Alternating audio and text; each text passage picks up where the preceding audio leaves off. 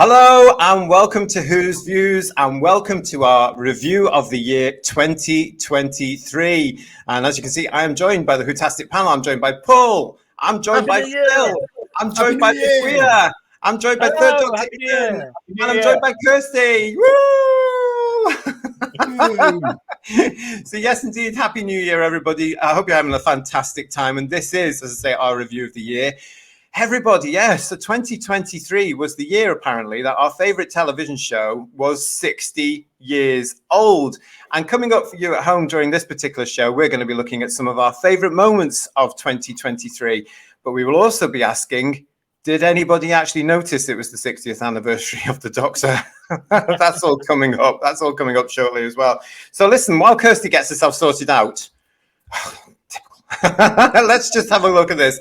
So who wants to start off with their favorite moment? Well, can I start with mine? My favorite moment. Ooh. And it just goes to show where my leanings are. My favorite moment is the release of season 20 Blu-ray collection set. That's the best part of the anniversary, and that's how you do a 20th anniversary show. Now this was long awaited for as well, wasn't it, everybody? Because I mean, this was one of the things about 2023, you know, what happened to the Blu-ray box sets? You know, I would have thought that we would have had loads of them. In fact, I actually heard that last year that they were planning to do quite a lot of them. There were quite a lot of limited editions. They were supposed to be doing some standard editions as well. And all we got was the one that Bedwe is showing there. I mean, what happened to everybody? I think we're hoping for 4 a year, weren't we, at one point, but that never materialised, did it? What's interesting, though, it's got the best, probably the best, or the best way to do an anniversary. The Five Doctors puts this anniversary into a cocked hat. This was the best way of doing it. There's nothing triggering at all in the Five Doctors, or there should be a firework warning when the second Doctor throws a firework at a Yeti. That's a bit cruel to animals, isn't it, Louise? So maybe something like that on it, I think, perhaps. Yeah. I mean, I was saying all the way through 2023, guys, as you well know, that I was thinking that it was a damp squid. The whole year was a damp squid. And I was always comparing it to 1983 and 1993, which to this very moment now still stand as superior. You know, so, I mean, you know, Ian, even if you watch, JT, if you watch all the TV stuff on it, Breakfast Time, Pebble Mill, all these different TV shows, they really promote the show for March and November. Lots of stuff going on, and a lot of promotion. Not there this year at all.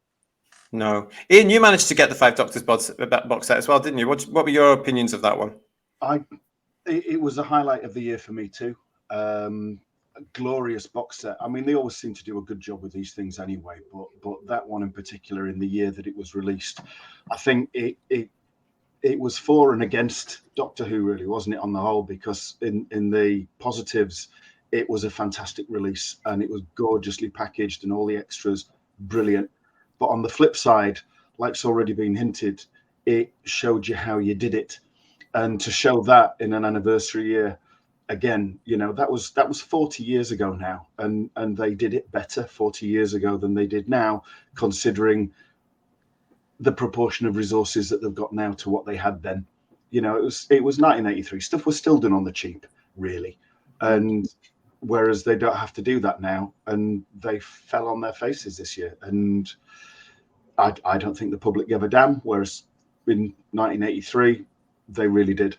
You know, there was everything, wasn't there? I know in the 50th we had the thing at the Excel Centre, which was fantastic, but of course we had Longleat, didn't we? Yeah. Such as it was, and Five Doctors, and like you say, all the stuff on the TV news and stuff. And there was just, you know, we had the most campest producer ever in the history of ever with JNT, and yet there was no agendas, there was no subtexts, there was no message, and there was none of that. It was just fun. Yeah. And it was everything that this year wasn't, really. Phil and I haven't got the this limited edition yet, because I get the standards. And I don't know. Do you get the standards, Phil? Occasionally. I've already bought them all so many times because I bought them on video and then I bought them on. Haven't we all, Phil? Haven't we all? The life and times of a Who fan. It's different. Is it going to be on Blu-ray? It's going to look prettier. I'll give it that. But so yeah, I get them when Amazon knocks a few quid off. Yeah, that's fair enough. So we're going to have to wait a little bit of time here, Bedouin, for season 20. So what's your favourite? You start by telling us what's your favourite element of the season 20 box set, because it, as I said when they announced it, they always look fantastic, don't they? And this series for a lot of us is extremely special. Yeah, I agree. I mean, season 20 is a celebratory season of Doctor Who, because you have a foe from the past coming back in each story, and it culminates with the 5 Doctors. And yeah, we've seen lots of different versions, and there's 3 different versions of it available on the Blu-ray set. But it's how to do an anniversary special. It's bringing older Doctors back and getting them involved in the plot and the story. And it's the fact that it's the biggest box set they've ever done. I can kind of forgive them for the delay and the fact, with season 9, we've only had the 2 collection releases this year, as far as I can remember, which is a shame. But season 20 is so epic, not just in terms of discs, but the content in there. It was well worth the wait. I was lucky enough to watch the updated version of the 5 Doctors at the BFI, and that was a great event, as they always are in the BFI. Lots of positive buzz about a new collection release, and seeing on the big screen is always a thrill for me in particular. Yeah, I mean, you go to a lot of these BFI events. You've sent me some pictures here as part of your favourite moments from 2023. So you've got the 2. Now, this would have been the beginning of the year and towards the end of the 2023, wouldn't it? Yeah, so the 5 Doctors. When was that? Sort of September-ish? I can't remember now, but it doesn't feel. It feels longer ago than it probably is. And yeah, the Sea Devils. I mean, the Sea Devils was a long day because it was 6 episodes, and at least the 5 Doctors wasn't quite as long. But yeah, they are great events. They are highly sought after in terms of tickets, and yeah, it's a really nice. It's become that single focal point really for Doctor Who fans to congregate, because we don't have a permanent exhibition in an official capacity in one place anymore. So the BFI kind of serves that purpose of bringing fans together, and the bar is always hilarious afterwards. If you can get there, try getting it from our neck of the woods, Paul? Well, yeah. Oh yeah, great, yeah. That's not I've heard a little rumor about the standard edition 20th anniversary. That's come out in the 70th anniversary of Doctor Who. So you guys have got a while to wait for that. Okay, just to warn you. Hey, listen, don't joke about it, because for standard edition, it was terrible. We it was just. I mean, we didn't get. Oh God, we got the news that season 17 is coming out January 2024, but it was just awful for all of us. It was just terrible. How long has that been? Can Ian or Bedouin remember when that came out in the collection set, the special edition version, season 17? Do you remember when that was? The start of 2022, I want to say. I can't remember. I honestly can't remember how long ago it was. It might be close to 2 years since. Yeah. Yeah, and it's such a shame, isn't it? Because you mentioned John, Ian, John Layton Turner, and the fact is, he knew what to do in 1983. We got a series, we got a massive, big, really, it was a convention. We got a special. Paul was mentioning the fact that Doctor Who was covered by many, many fellow BBC television shows. The actors were on all sorts of stuff. I mean, that's the way to do it. So this year, not even getting the Blu-ray box sets on it. And why do I get the feeling that? Why am I getting the feeling that Disney may have had something to do with that? I just know. I'm just a little bit sort of like, a little bit uneasy about it all. Yeah, Go on, Paul. No, I guess I agree with what JT's saying. I think there has been external interference from Disney, I reckon, on this, and that's why they're taking so long. And they're a bit funny about probably joint projects happening at the same time, and they're trying to promote their version of Doctor Who in the new year. And I think that's probably why they're delaying with them. Sorry, but we're carrying. What were you going to say? No, I was just going to ponder out loud if getting all the episodes onto the iPlayer took up time and resources, because that must have been a significant project, because everything's now up on BBC iPlayer in the UK, and that would have been a different team, though, surely. Yeah. I've no idea. But and I don't know where they rescued the film from. Must have been that skip that we're going into in the 70s, because some of the quality's horrendous on there. Yeah, because they kept the skip. They always kept the skip. They always kept. Yeah. Remember those guys? The skip as well. Yeah. So something like this happened back in '96, though. Do you remember when the VHS range stopped for a little while because we had the McGann movie on the way? Do you remember that? And the last video we had out was the Hand of Fear. And then when Pertwee passed, God love him, we had the special Green Death as a tribute released. And then we had to wait months until the Leisure Hive appeared again. Do you remember? That was all rebranded, wasn't it, for a new range? Yeah, as well, and it just reminded me of that whole thing, Phil. You know, the fact that this year everything was put on hold, and there was nothing coming through. Actually, at this point, when I'm saying there's nothing coming through, let me please mention that the people that did seem to understand that it was the 60th anniversary year of our favourite Time Lord. And huge congratulations and thank you to Telos, 10 Acre Publishing, BBC Audio, and Real Time, because they really, really did bring out some really good quality material in 2023. And I'd like to say a personal thank you to all of them as well for actually supporting Whose Views and coming on to a lot of the shows and chatting to me about what they were doing. You can see all those in Merchandise Paradise on the playlist there.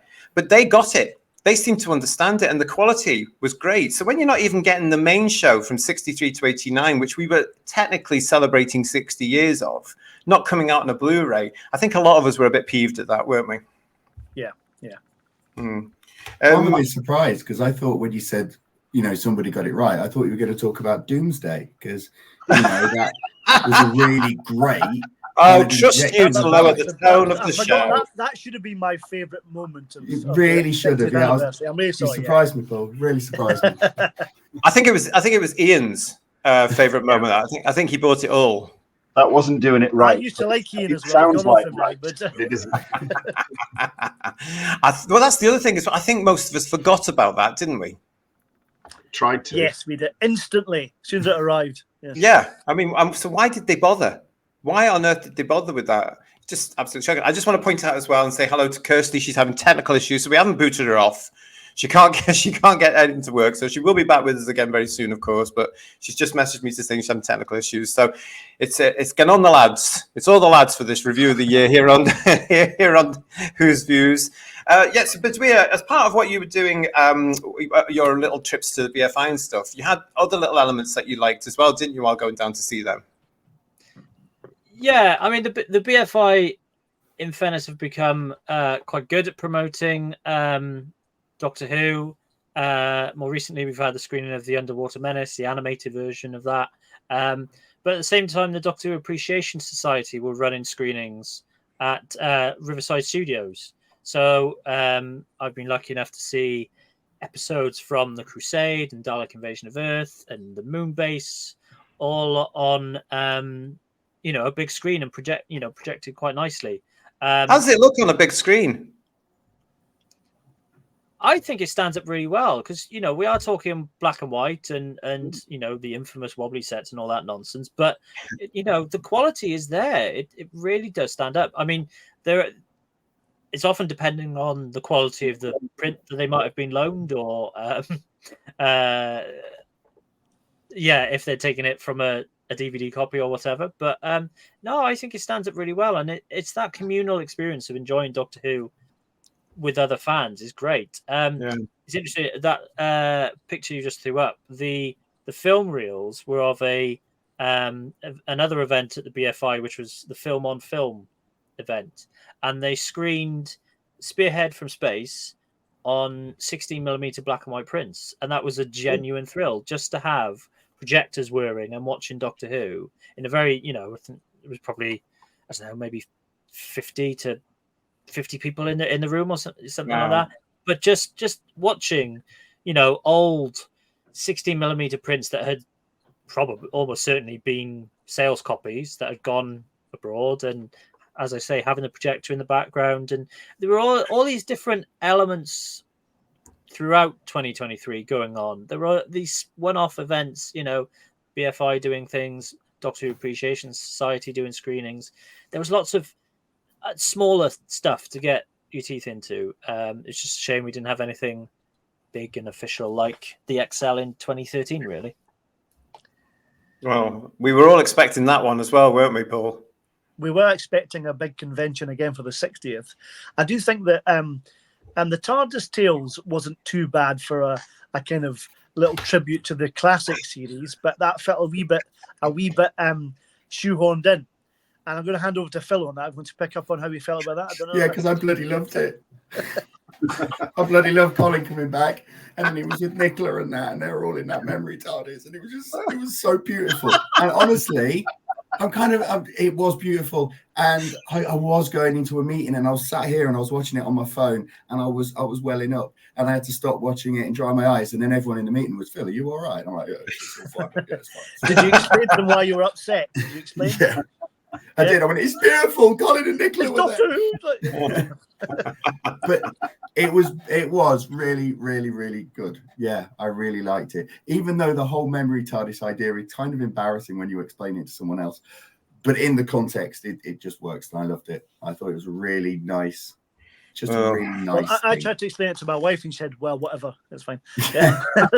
But none of us knew, however, that was a big hint for stuff that was coming in the alleged specials that we got, though, wasn't it? Because it's all been tied in now to what happened in that episode. And we're going to come to that, Who viewers. We're saving that till best. Really, so that's all coming up there. Does that mean I have to watch them now then? No, we'll explain it to you, so you don't have to. Okay. But basically, it all involves this.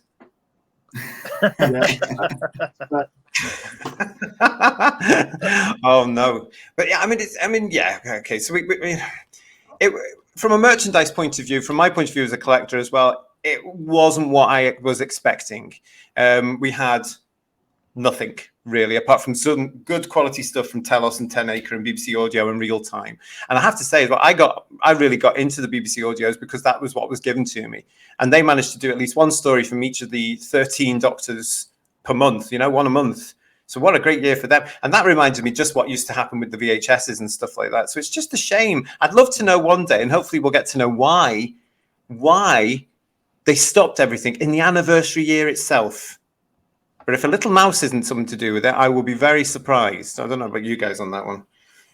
Well, I think so. I think our mouse overlords are involved there somewhere, I think. But there's interesting thing about how merchandise works. And you're right, because we don't have a regular delivery of stuff. We've obviously had other things colorized and that kind of thing, which has been quite good. Some of it, if you like that kind of thing. But I think they destroyed the Daleks for me. If you ask me, that wasn't a great experience. I was expecting stuff.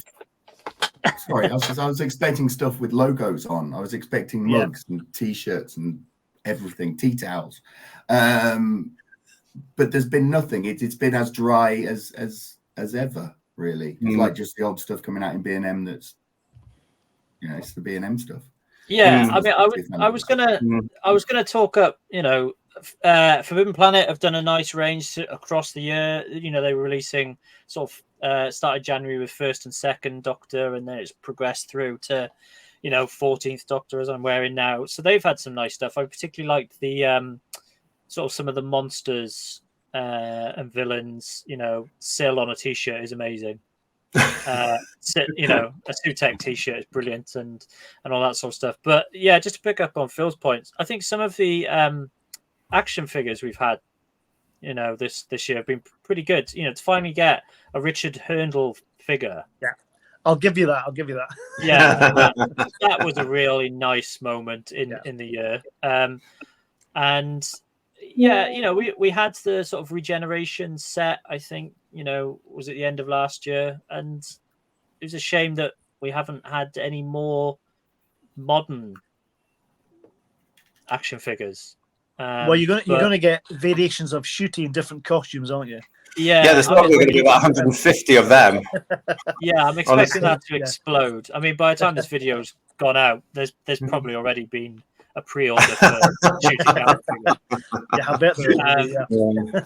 But the thing about it though, we did have some nice stuff from the B&M sets, but I'm quite happy that they all appreciated the original run of the show, 63 to 89, because that's the show that I consider to be 60 years old. Because I guarantee you, in a couple of years' time, they'll be trying to celebrate 20 years of the reboot, making something of that in some way. Oh, look at us, aren't we clever?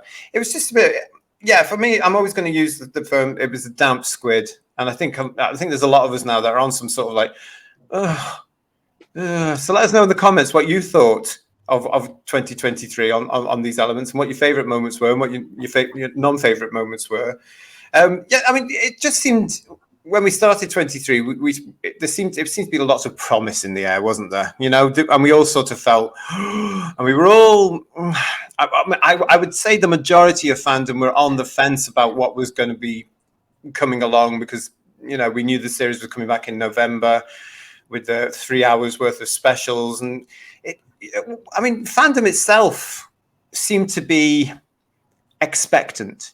Do you know what I'm saying? Yeah, we're all in time. I was hoping to get some missing episodes this year, but nothing at all. I thought they come around every 10 years for the anniversary, missing episodes. That never happened. So I'm there. So. Well, who knows what's going to happen on that front?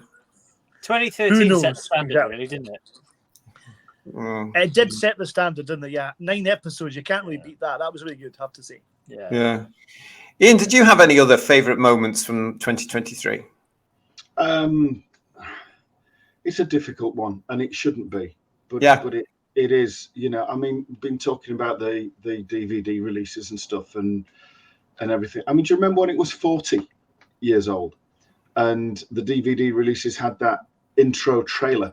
Yes. It was really quite fast paced. I really like that. I mean, it seems like they put more effort into that, and it's just. You're right. January, it came round, and there was this level of expectation, and I think the BBC were quite happy that we had that level of expectation, because it meant that they didn't have to do much. We were naturally excited about it, and we had the bar was quite high because of what had gone on the previous anniversaries, and they just repeatedly failed to deliver. I'd like to. If you'd asked the question before the Tennant specials, I would have said, for me, one of the highlights was going to that concert in Cardiff. Of course, yeah. Sitting next to Judy Gardner and all them. And now I just wish I'd slapped the lot of them, because you see what's coming, and you see, she's literally there, and then Chibnall there, and Russell T Davies there, and you're like, I could have taken them all out in one shot, and allegedly, and all half of history. But now looking back on what we've seen, you see what's being set up, and it was just, it felt like you were just being strung along, and now. You can't. I can't get nostalgic or anything for anything that's come back since 2005. I mean, it's almost, like you say, 20 years ago, and they will try. Although I don't think they'll get much truck out of Eccleston. But we're going to come to that shortly. It's just shocking disappointment. You're right that.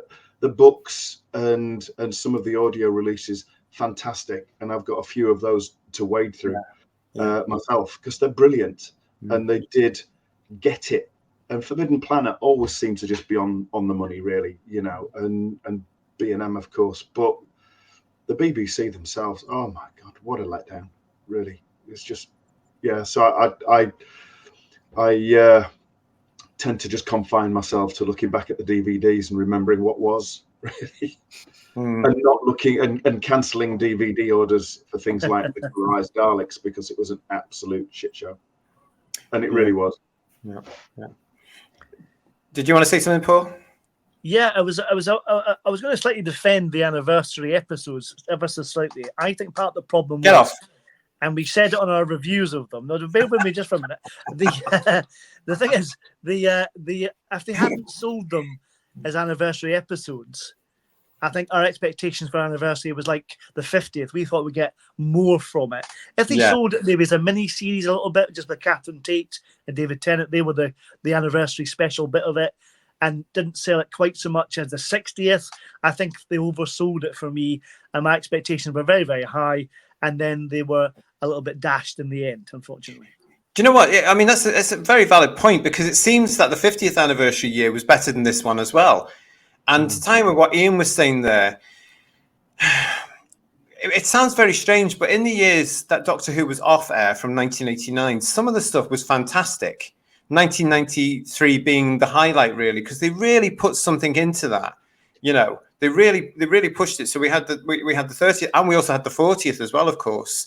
And they really both had logos, both had promotions. They did it all because it wasn't actually a production team necessarily of a television show. It was a team within BBC Studios going, how can we promote all this stuff to get more money through the door, you know, through the sale of stuff that we've sold to the fans twice already.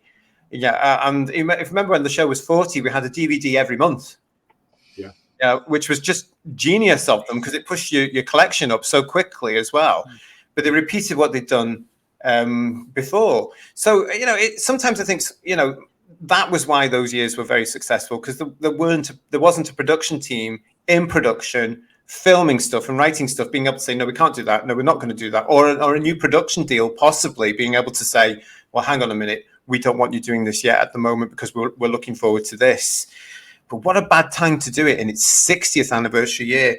And, you know, I am asking the question through this show as well. Did anybody care? Is Doctor Who finally dead? Because the BBC certainly didn't seem to care the show was 60 years old. We didn't have the whole of fandom talking to us as if it was, you know, caring. A lot of fandom didn't care. And then also we didn't have the fact that, you know, the public didn't seem to care. And did they actually know that the show was 60 after the 3 episodes? Because that seems to have been forgotten now as well. Thanks to Phil there, by the way. Yeah. Yeah, bye, Phil. Yeah. Well, I mean, we've already done it a few times where we've made comparisons, and you're bound to make comparisons. So we've already compared, you know, the 60th episodes to Day of the Doctor at 50, and, you know, the 5 Doctors when we're back in 20. You know, if we think about 1993, as we've mentioned, you had the brilliant More Than 30 Years in the TARDIS, or 30 Years in the TARDIS. Yes. And then, you know, Yes. more than 30 years when it was repeated. I watched that this year, Badweer, enjoyed it all again because it was so good. Documentary, yeah. Definitely, Yeah, brilliant.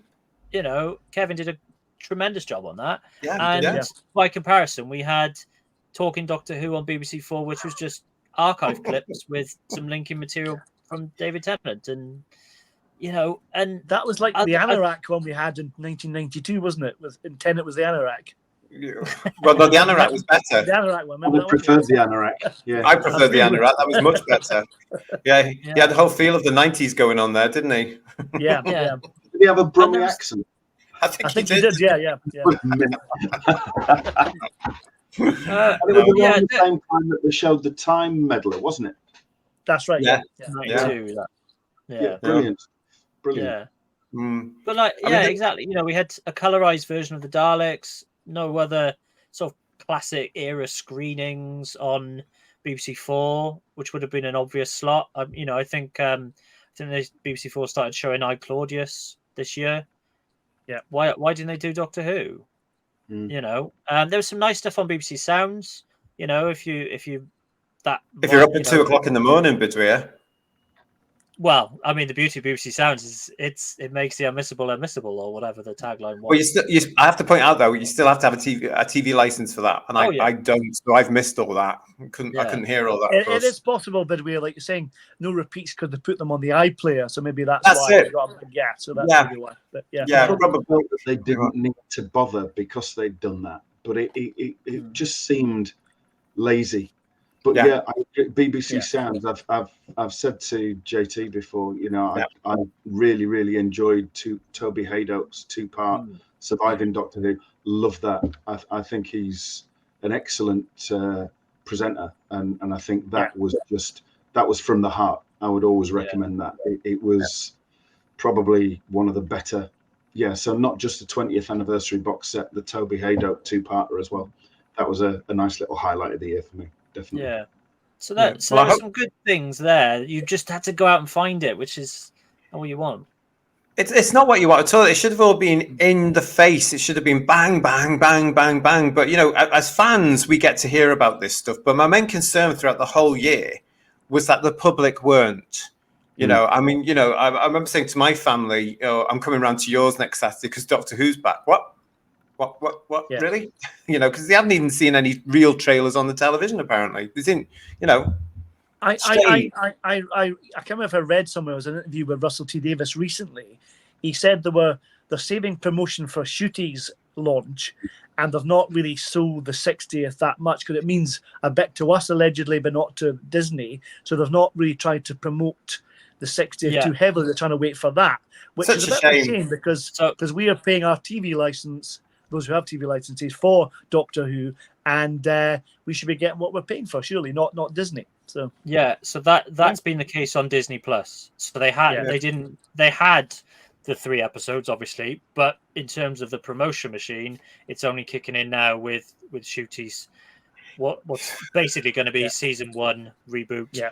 Do you know, if that's the case and we ever found out that's true, I'd be very, very critical of that because, you know, the BBC TV license fee, they should have access to all this. We should have been celebrating what is, in fact, a British television legend, the longest science fiction series in the world. That should have been everywhere during 2023 on BBC television, not being dictated to by the mouse. Not being able to say, we're not interested in that. Doesn't matter what you're interested in my opinion. Stick to what you're doing. Stick to your own version.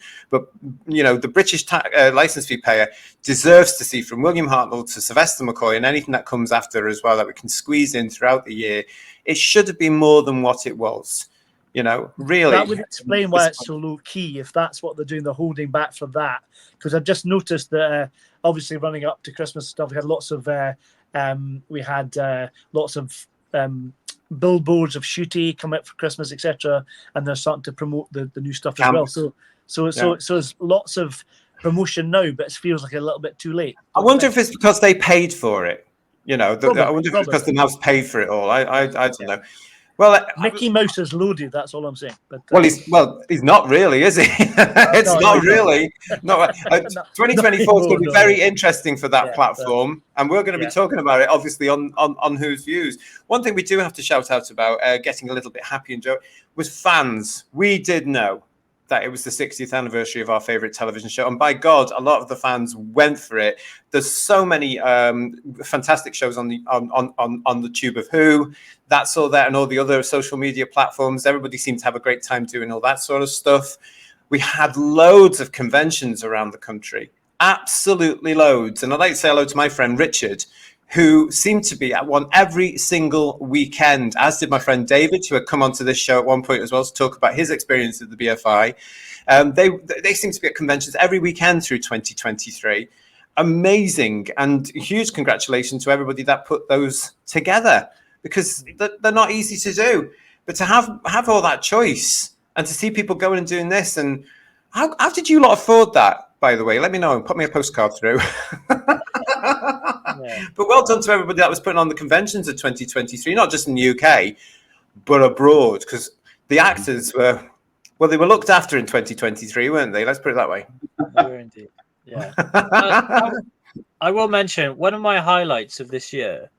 I went up to Derby a couple of times, one for Whoville, which was the big convention, but a few months before that, they put on Novel Experiences, which was purely based on the sort of Virgin New Adventures, the BBC Past Doctor and Eighth Doctor ranges, and just to have a convention with loads of authors all talking about the writing and just that element, which was so massive for fans like myself through whatever they want to call it, the wilderness years, etc. You know, to have a convention that was specifically about novels was one of my highlights of 2023, and it was great to go to that. Yeah. I'd be worried about going to that and not remembering what was happening in the novels, because it was just there were so many of them through that time, wasn't there? And it gets quite confusing as you get on. And you think, did that happen there, or was that in that? Or what range was that in? And where does that character fit in? You know what I mean, Ian? I loved the novels. I actually feel I enjoyed the Virgin ones more than the BBC ones. I think the BBC went a little bit batshit at one point with TARDISes. TARDISes being bred, you know, bull TARDISes and all that kind of As if that would ever be on the television, that sort of stuff. But so that's where that came from then. I see. That explains a lot. Yeah. The Virgin ones, I mean, novels like Blood Heat is a favourite of mine. That's a good one. That was Jim Mortimer, wasn't it? Yeah. Is that the Silurian one, isn't it? Yeah. Yeah. Alternate Earth. Yeah. And fantastic story. I really enjoy that. And the name will come to me, but there's one set in the 1950s in America with UFO sightings, and it's got a master in it, and the aliens called. Oh, was that Daniel Mahoney? I think it was. Oh, Simon Messingham? Oh, I can't remember. Being Daniel O'Mahony. I just can't remember the name of the book. It's on the shelf up there, but I don't want to get up and look at it. Believe you. Yeah. Well, I have to say one of my highlights, if you pardon me, one of my highlights of 2023 was a convention.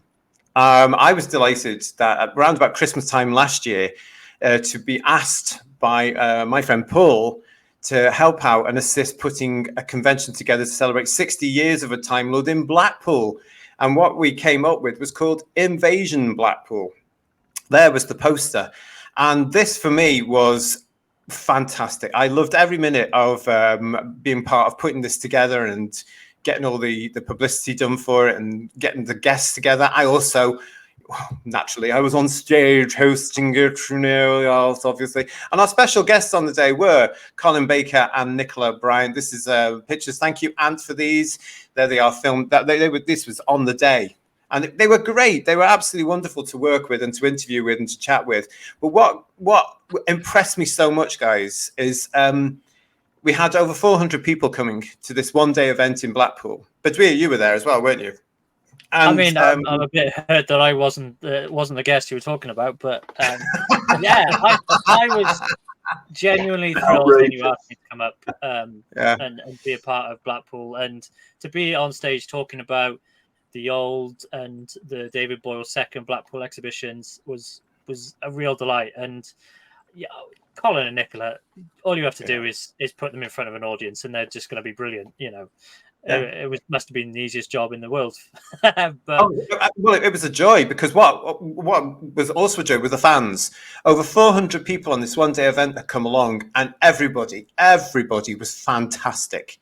They were just brilliant. And as part of the interview session with Colin and Nicola, I didn't want to be sitting on the stage just asking all the usual, what was your favorite episode? Who did you like to work? Oh, I can't be done with all that crap. So what we did is we went down into the audience. I went down into the audience and I went round everybody asking them what they wanted to ask to Colin and Nicola. I mean, the questions were superb. Everybody got a stick of rock as well, Blackpool Rock, for asking a question. One young man won the bucket and spade as well. He got to take that home. But it was brilliant because it was just such a lovely atmosphere, and the questions that were coming through were full of love and care and attention and warmth.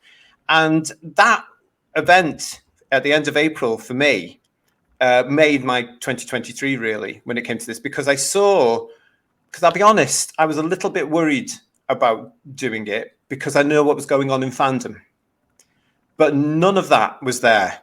Everybody was fantastic. Everybody was there to have a great time. Everybody was there to see Colin and Nicola. The queues for Colin and Nicola were massive, or mahoosive, as we say up here. They were absolutely brilliant. We had a lot of the dealers came along as well and had a great time. And I just had a ball that day. And it was worth every single bit of stress and tension and panic. And setup. So I want to say a big congratulations to Paul as well for all that work, and I'm so delighted I was able to be in on that and be part of it. But what a convention! And stay with us because we'll lead out with some clips that we've got of that particular invasion Blackpool convention. But it was great just to be back in Blackpool. I'll tell you something, guys. When Connor's Daleks wheeled off the truck, I felt like I was in Blackpool again. I was like, yes, this is it. Did you tell us you had the theme playing on a loop as well? Yeah. We had the Tom Baker theme. Yeah. All day outside. So just like they used to do on the exhibition. Yeah. And actually, some of the everybody got it. You know, people of a certain age got it, and people would come up to us and say, "Oh, we suddenly got excited when we heard the music from down the street." You know, that was the idea. Yeah, absolutely, get in. You know, it was just amazing. So, thank you to everybody that came to that. No, I made a special effort to go and stand outside and just be on the Blackpool seafront and hear the that original theme, and just it was magic. It was, I wasn't there in the 70s and mid 80s, but to get that feeling was really special. So thank you, JT, for everything you did that weekend. Yeah. It was absolutely fabulous. It was, and big thanks to Paul as well for all that, because we had a great time as well. We were exhausted on the Saturday night, but we were happy. Talking of exhibitions, I only just remember coming here today, and I meant to mention this to you. I went to the Worlds of Doctor Who exhibition in May on the last day in Edinburgh, went with my oldest Doctor Who friend. And this year we're celebrating being friends for 40 years. We met in 1983, so we went to the exhibition to celebrate, and it was fun. Bit muted, but I quite enjoyed it. Yeah. I know that Kirsty wanted to talk. I know Kirsty wanted to talk about that as well, because obviously she went to that too.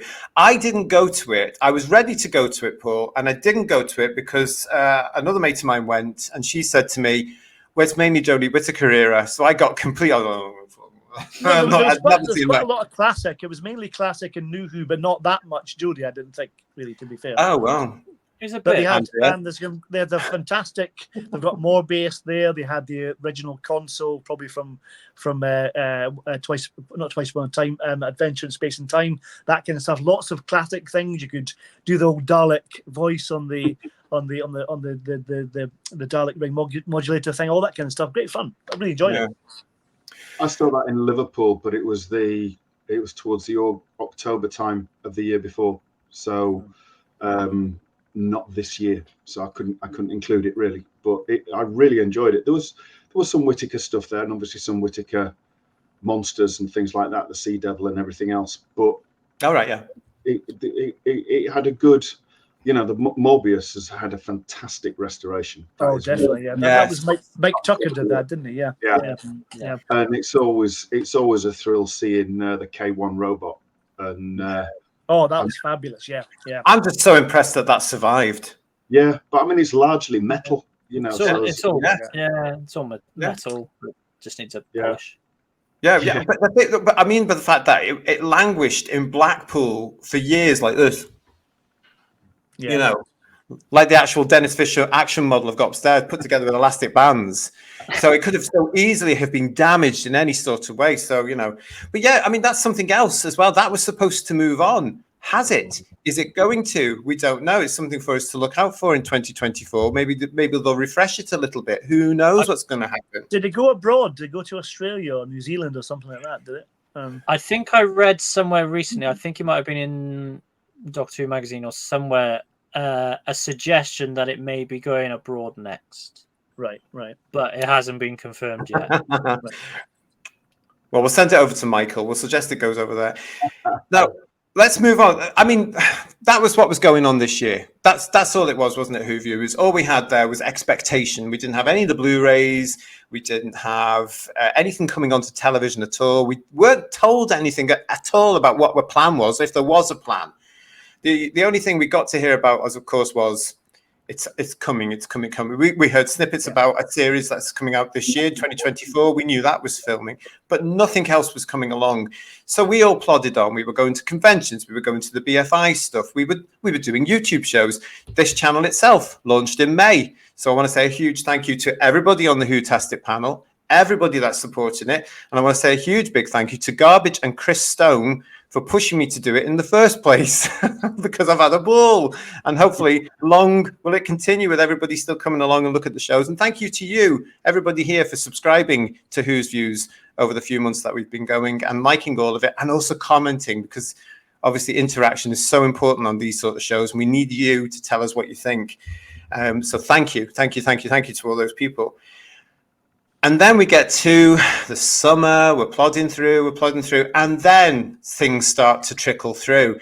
And for myself, guys, this is where 2023, strangely, when I thought it was going to go up and up and up and up and up and up and up, seemed to go down and down and down and down and down because, we started to get loads of different news about this thing, didn't we? Now, the biggest news and the most exciting news was Bonnie Langford was coming back. I remember there was a certain amount of excitement in this, wasn't it? It was announced that Bonnie was coming through. We were all like, oh, hang on a minute. This is nice. This is nice. Obviously riding the crest of a wave. Is that controversial to say, guys? No, I think that's perfectly fine. Yeah. Because she'd been huge in EastEnders, let's face it. Yeah. Well, I mean, I think they knew that she was filming a scene on a street in Cardiff on a moped and it was going to get out. So they had to announce it. Yeah. But we got Bonnie back. It's great. Yeah. And then it all went downhill. Because as Ian was saying before, one of his most favourite things this year was this.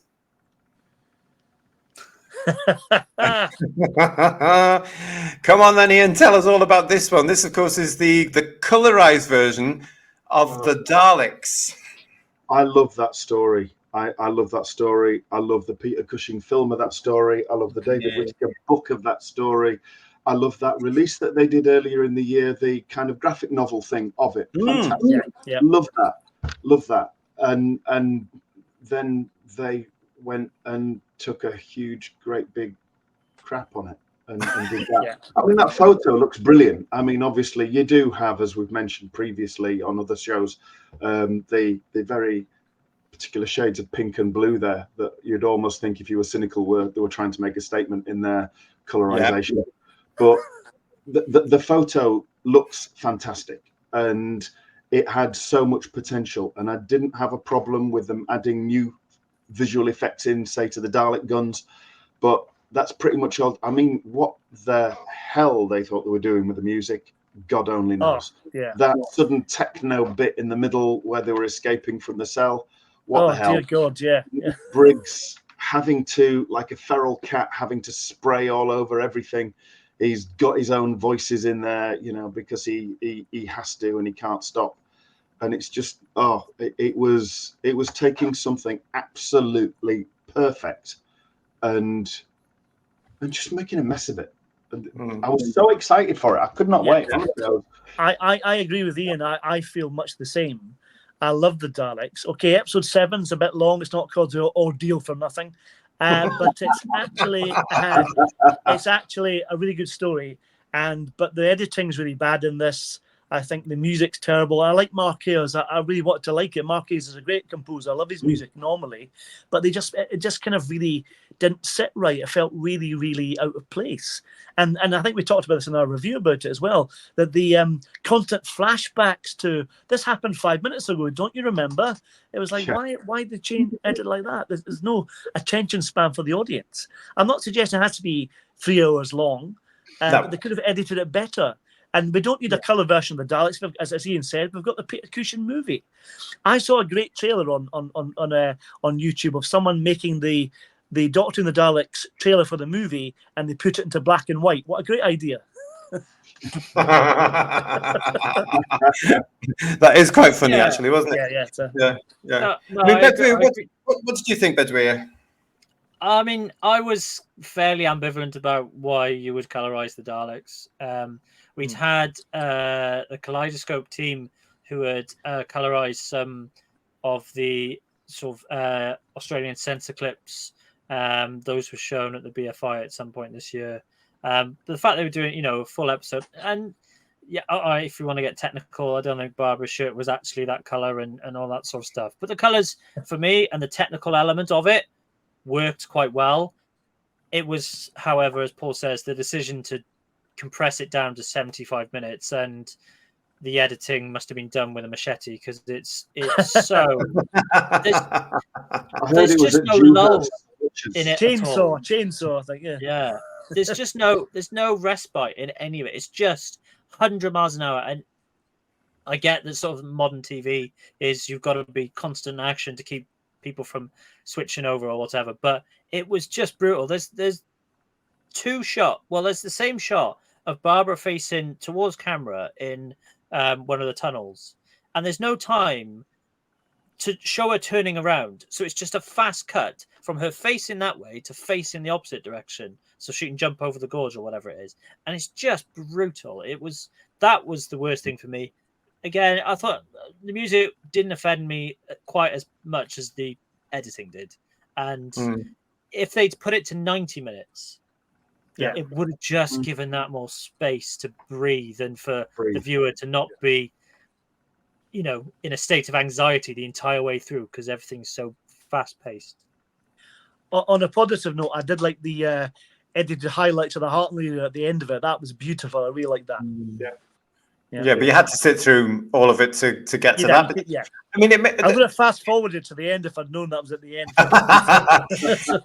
Do you know the cynic in me, the physic in me, thinks that they may have just possibly have created an audience here because they're working from this data that says that the younger generation, i.e. the TikTok generation, of which they are desperate for some reason to capture in Doctor Who circles, they are desperate to get these people. And I personally think it's because if they think they've got these youngsters here, they're going to pay for a TV license. They're not. Newsflash. It's never going to happen. They're not going to pay for a TV license. The TV license is on its final days. This is it. You're going to have to find other ways of making money for the BBC. That's an editorial comment. So anyway, we've got all that coming through here. But we know from Phil's lad, he enjoyed this coloured version of the Daleks. He told us on the show, didn't he, that he liked it. He thought it was all right. They don't want to watch black and white. They don't want to watch 7 episodes of a story. To be quite honest, when it comes to the Daleks, I can possibly wind through a couple of the episodes myself as well. But what they've done here, I mean, I cancelled my Steelbook of this. I don't want to know because it wasn't the proper story for me and it looked absolutely awful. So why... I mean, what do you guys think of my theory here? That they may have just actually created 2 new audiences for this. The one that are going to actually want the dumbed down version, as I call them. But all of us that are going to want the original episodes as they were in colour, as we expected them to be for all these years.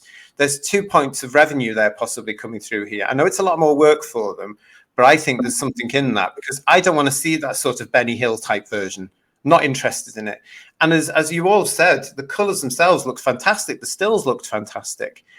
But there's a possible another one here now. Just release the stories as were for all of us diehard fans who want to see them as they are, but are quite interested in seeing them colour. Because you can imagine what they're going to do with things like Tomb of the Cybermen. They're going to butcher it. Well, I heard that the War Games was on the next list. And that's going to be 30 minutes. 30 minutes long, yeah. It'll just be part 10. That'll be it, probably. Yeah. Can you imagine if they do that? And yet, and what they don't seem to understand is it may be a hit on the iPlayer, but they're not going to get any money from as many Steelbook or DVD or Blu-ray sales because a lot of us will turn around, like he and I have done, and cancelled it. No, I don't want to know. I'll get it when it's $5.99 in a bargain bin in the next 4 years. I can wait that long because I couldn't sit through that again. It was just. No. Oh no! It's just it's such a shame. Again, it was just seemed to be another letdown. Do you know what I mean? It felt like your favourite team had got to the FA Cup final, and you were looking forward to going. You got to your seat in Wembley, only to find that they'd already played and lost 2-0. It was just what the hell. Well, it felt like a 5-0, but yeah. Yeah, fair. I'll go with that. Yeah, it's a definite beating they got, that's for sure. Yes. Yeah. And you're right though. They would sell the only ones that they would sell. They won't sell any merchandise of the dumbed down ones. They'll only sell the ones to the diehards, the audience that they're now aiming to ostracize. Yeah, because they have. I think the colour version's got the 7-part black and white original version on that, I think, as well, hasn't it? I think, as far as I understand. Yeah. So. Well, we've all got that. And it will only be people like yourself, Paul, no disrespect, who need something on the day.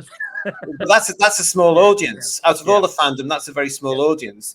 The newer elements of the fandom that have come into it don't buy the merchandise. We know that because we've seen it recently on a lot of their exes' tweets, you know, and their messages. Oh, I don't buy the merchandise. I'll just watch the show, you know, and you know, so for all of us, it's a case of, well, we're not going to buy it, or we're going to wait till it's $5.99 or whatever in the next 2-3 years, because that does happen now. Everything comes down very, very quickly these days. So I think they're shooting themselves in the foot. Yeah, I mean, we mentioned B&M and the B&M ranges, you know, that have come out this year. We all had difficulty getting hold of Dalek sets and the sort of the Sixth Doctor TARDIS set and things like that. But I bet we saw loads of the Ninth Doctor set from last year, the 13th Doctor set as well. You know, there's plenty of those modern action figure ranges around. It's the classic stuff that really sells. So you need to take care of it.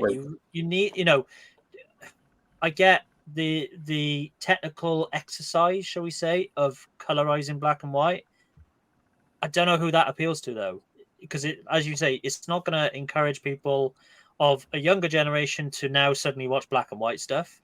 It's not going to encourage them to go and watch it, or, you know, buy a copy of it on DVD if they've already watched it. No, you know, they're hoping that us diehard fans will keep buying the DVD range on the hope that, you know, if they do release all our black and white DVDs, you know, because the DVD range is over until they find more missing episodes. Yeah. So the only way to try and recuperate it and try and keep it going is to do colorized versions, or to do, you know, special edition versions of, you know, things like the Web of Fear that we've had and stuff like that. But I don't know who they're trying to get, and colorized isn't going to appeal to either demographic really. And it does sound like they're going to do a massive run of stories as well, from what I understand. From what I'm dreading it, Paul. So I'm dreading if they're aiming everything at the alleged TikTok generation, who hopefully will one day start to grow up and become adults. God help us. You know, it's going to be a real case of they're not going to even watch it. And as Bedouin said there, you should be looking after that original series, and they're not. It's as though they're writing it off and bastardizing it every opportunity they can possibly get. And it's actually funny as well, because some of the people associated with both that version of the Daleks and also the new series as well, and we'll come to this more, must be actually rolling around in absolute, you know, frustration, because they've been blocking fans like us for years on their Twitter and their social media, and they've been calling us for everything since 2017. They've been calling us intolerant and ists and phobes and ots, for example, and now they want our money.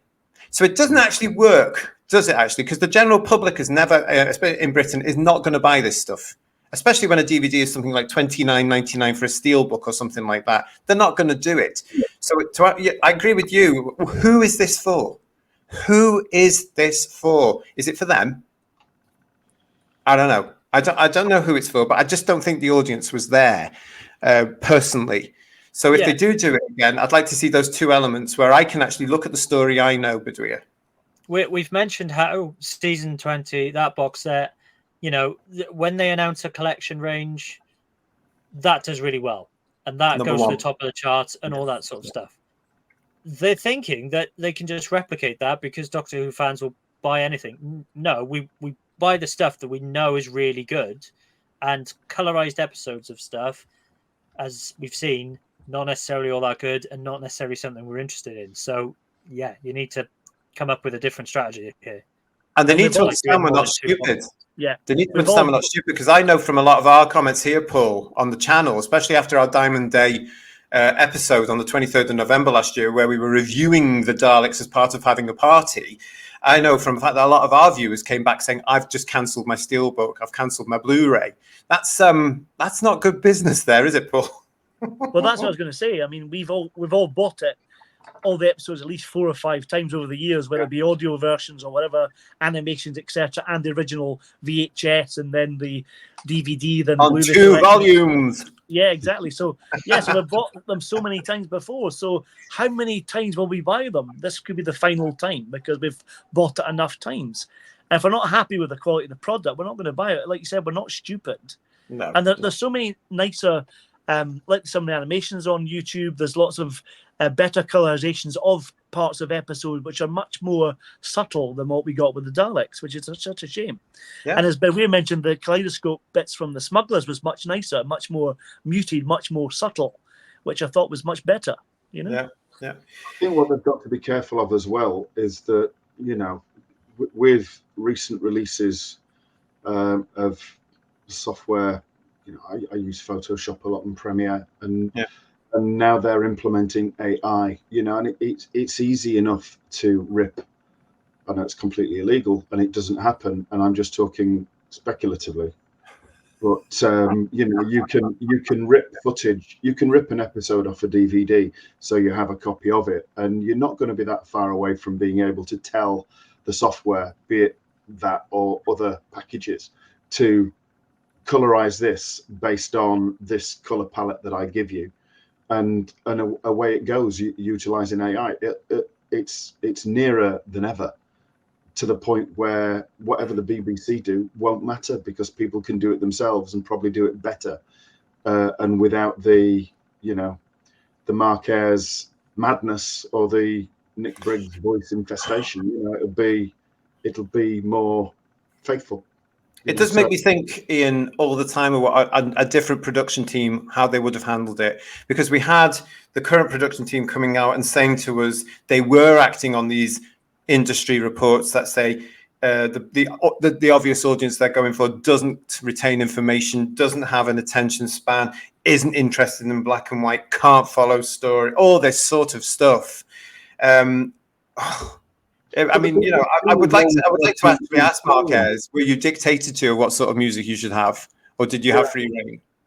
But they were always, the BBC's always been there, you know, right from the very start, to inform and educate. And if people don't have an attention span, then don't pander to their inability. You Correct. Challenge them so they maybe expand their tiny little horizons a little bit. But it seems like it's just a wholesale dumbing down to pander to people that can just manage to dress themselves. It just seems pointless, really. I'm going to try and question it, though, because the iPlayer has been successful. The original episodes from 63 to 89 of Doctor Who on the iPlayer have, we are led to believe, been successful, and the youngsters are going and watching it. So if they're watching it on the iPlayer over 4-6 episodes, what's the difference? Yeah. Well, remember the London 1965 when it was on, was it Twitch? Or Twitch, you know, when they were streaming episodes, that became a big deal, and it was trending on what was then Twitter, etc. You know, that younger audience will engage in the older episodes if you give them the opportunity, and the iPlayer and the Twitch streaming did that. So stop treating them as stupid as well. Yeah, but you know, it's really insulting to this younger generation that, you know, okay, there are some vocal people within that age group, shall we say, who say they fast forward through classic Who and all that sort of stuff, but not that's not the blanket rule. It's BBC panders to, isn't it? Because now they've got that very person presenting one of their after show programs. You know, one of that. They will have done a focus group and taken those results and will be basing all these decisions on what that focus group says, and it's not. Well, we all know who they're talking to because we did when we got past that element. We've had a couple of towards the end of 2022. We had a couple of what they call premieres. I don't understand why Doctor Who has to have a premiere. I think it's quite camp. I think it's quite funny. It always makes me laugh, and it's absolutely ridiculous to myself. But it's press screenings. We used to call them the press junkets and the press screening in my day. You know, but when you look at some of the people that were invited to that, the fans that aren't going to say anything like we would, which is basically, why are you doing this? And we would say in a nice, polite, mature way, you've got these youngsters that have come along who are just going to kiss their ass and make them feel even more brilliant than they actually do. It's all about ego, really, isn't it? And that's what got me about all this sort of stuff.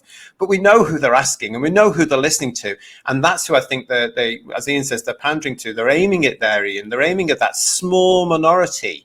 And I think that's really where I want to go to next, because, of course, we did come into closer and closer to the broadcast of the anniversary specials, alleged anniversary specials. And what went on was controversy after controversy after controversy. And it was bloody embarrassing. I'm going to say, as a Doctor Who fan, it was absolutely mortifying to see some of the things they were saying. We started with the man himself, David Tennant, who went to a premiere of one of his shows wearing a T-shirt. Now, this caused a bit of a backlash. And I'm going to paraphrase it all now because we've covered it before, but it was basically the Leave Trans Kids Alone, You Freaks T-shirt, right? Which caused, with the minority, wow, yeah. But with the majority, especially with women, they got at him. And this was all played out, of course, as usual on social media. And he came back with a response which basically says, TERFs don't frighten me. They can't climb stairs. I've still got my sonic screwdriver. Now, that, I think, would have had some sort of effect on whom was watching him as the Doctor.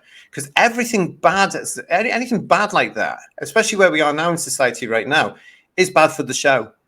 And it didn't stop there, did it? Because that was the first. It illustrated beautifully where this production team sit. And it all came out then, didn't it? They sit very much where the Chibnall production team all sat. And that's show business as a whole, isn't it, guys? And we saw more of it and more of it coming out. So that was the first instance. And then this one took over. And you know where I'm going with all this. Now, considering that at the beginning of 2023, this man said he hit out at rubbish modern woke scriptwriters who were obsessed with diversity rather than loving television. Now, I remember back at the time looking at this, and a lot of us on fandom were going, oh, thank God, we're going to get some decent scripts. We're going to get back to where he had done what he'd done with Doctor Who before. He surprised us completely in the anniversary, as the anniversary kicked off, didn't he? Because we had Davros Gate. Oh, and this is still sore to this very day, isn't it? It really is. And as we all know with this, hashtag Davros Gate, Russell T Davies in the Children in Need scene showed Davros before his accident and then admitted I'm sorry for laughing, but then admitted, of course, that the real reason was because society has moved on and he had a problem with associating disability with evil. The thing about this is, though, this Davros walking, it's not before the accident. The accident never happened at all.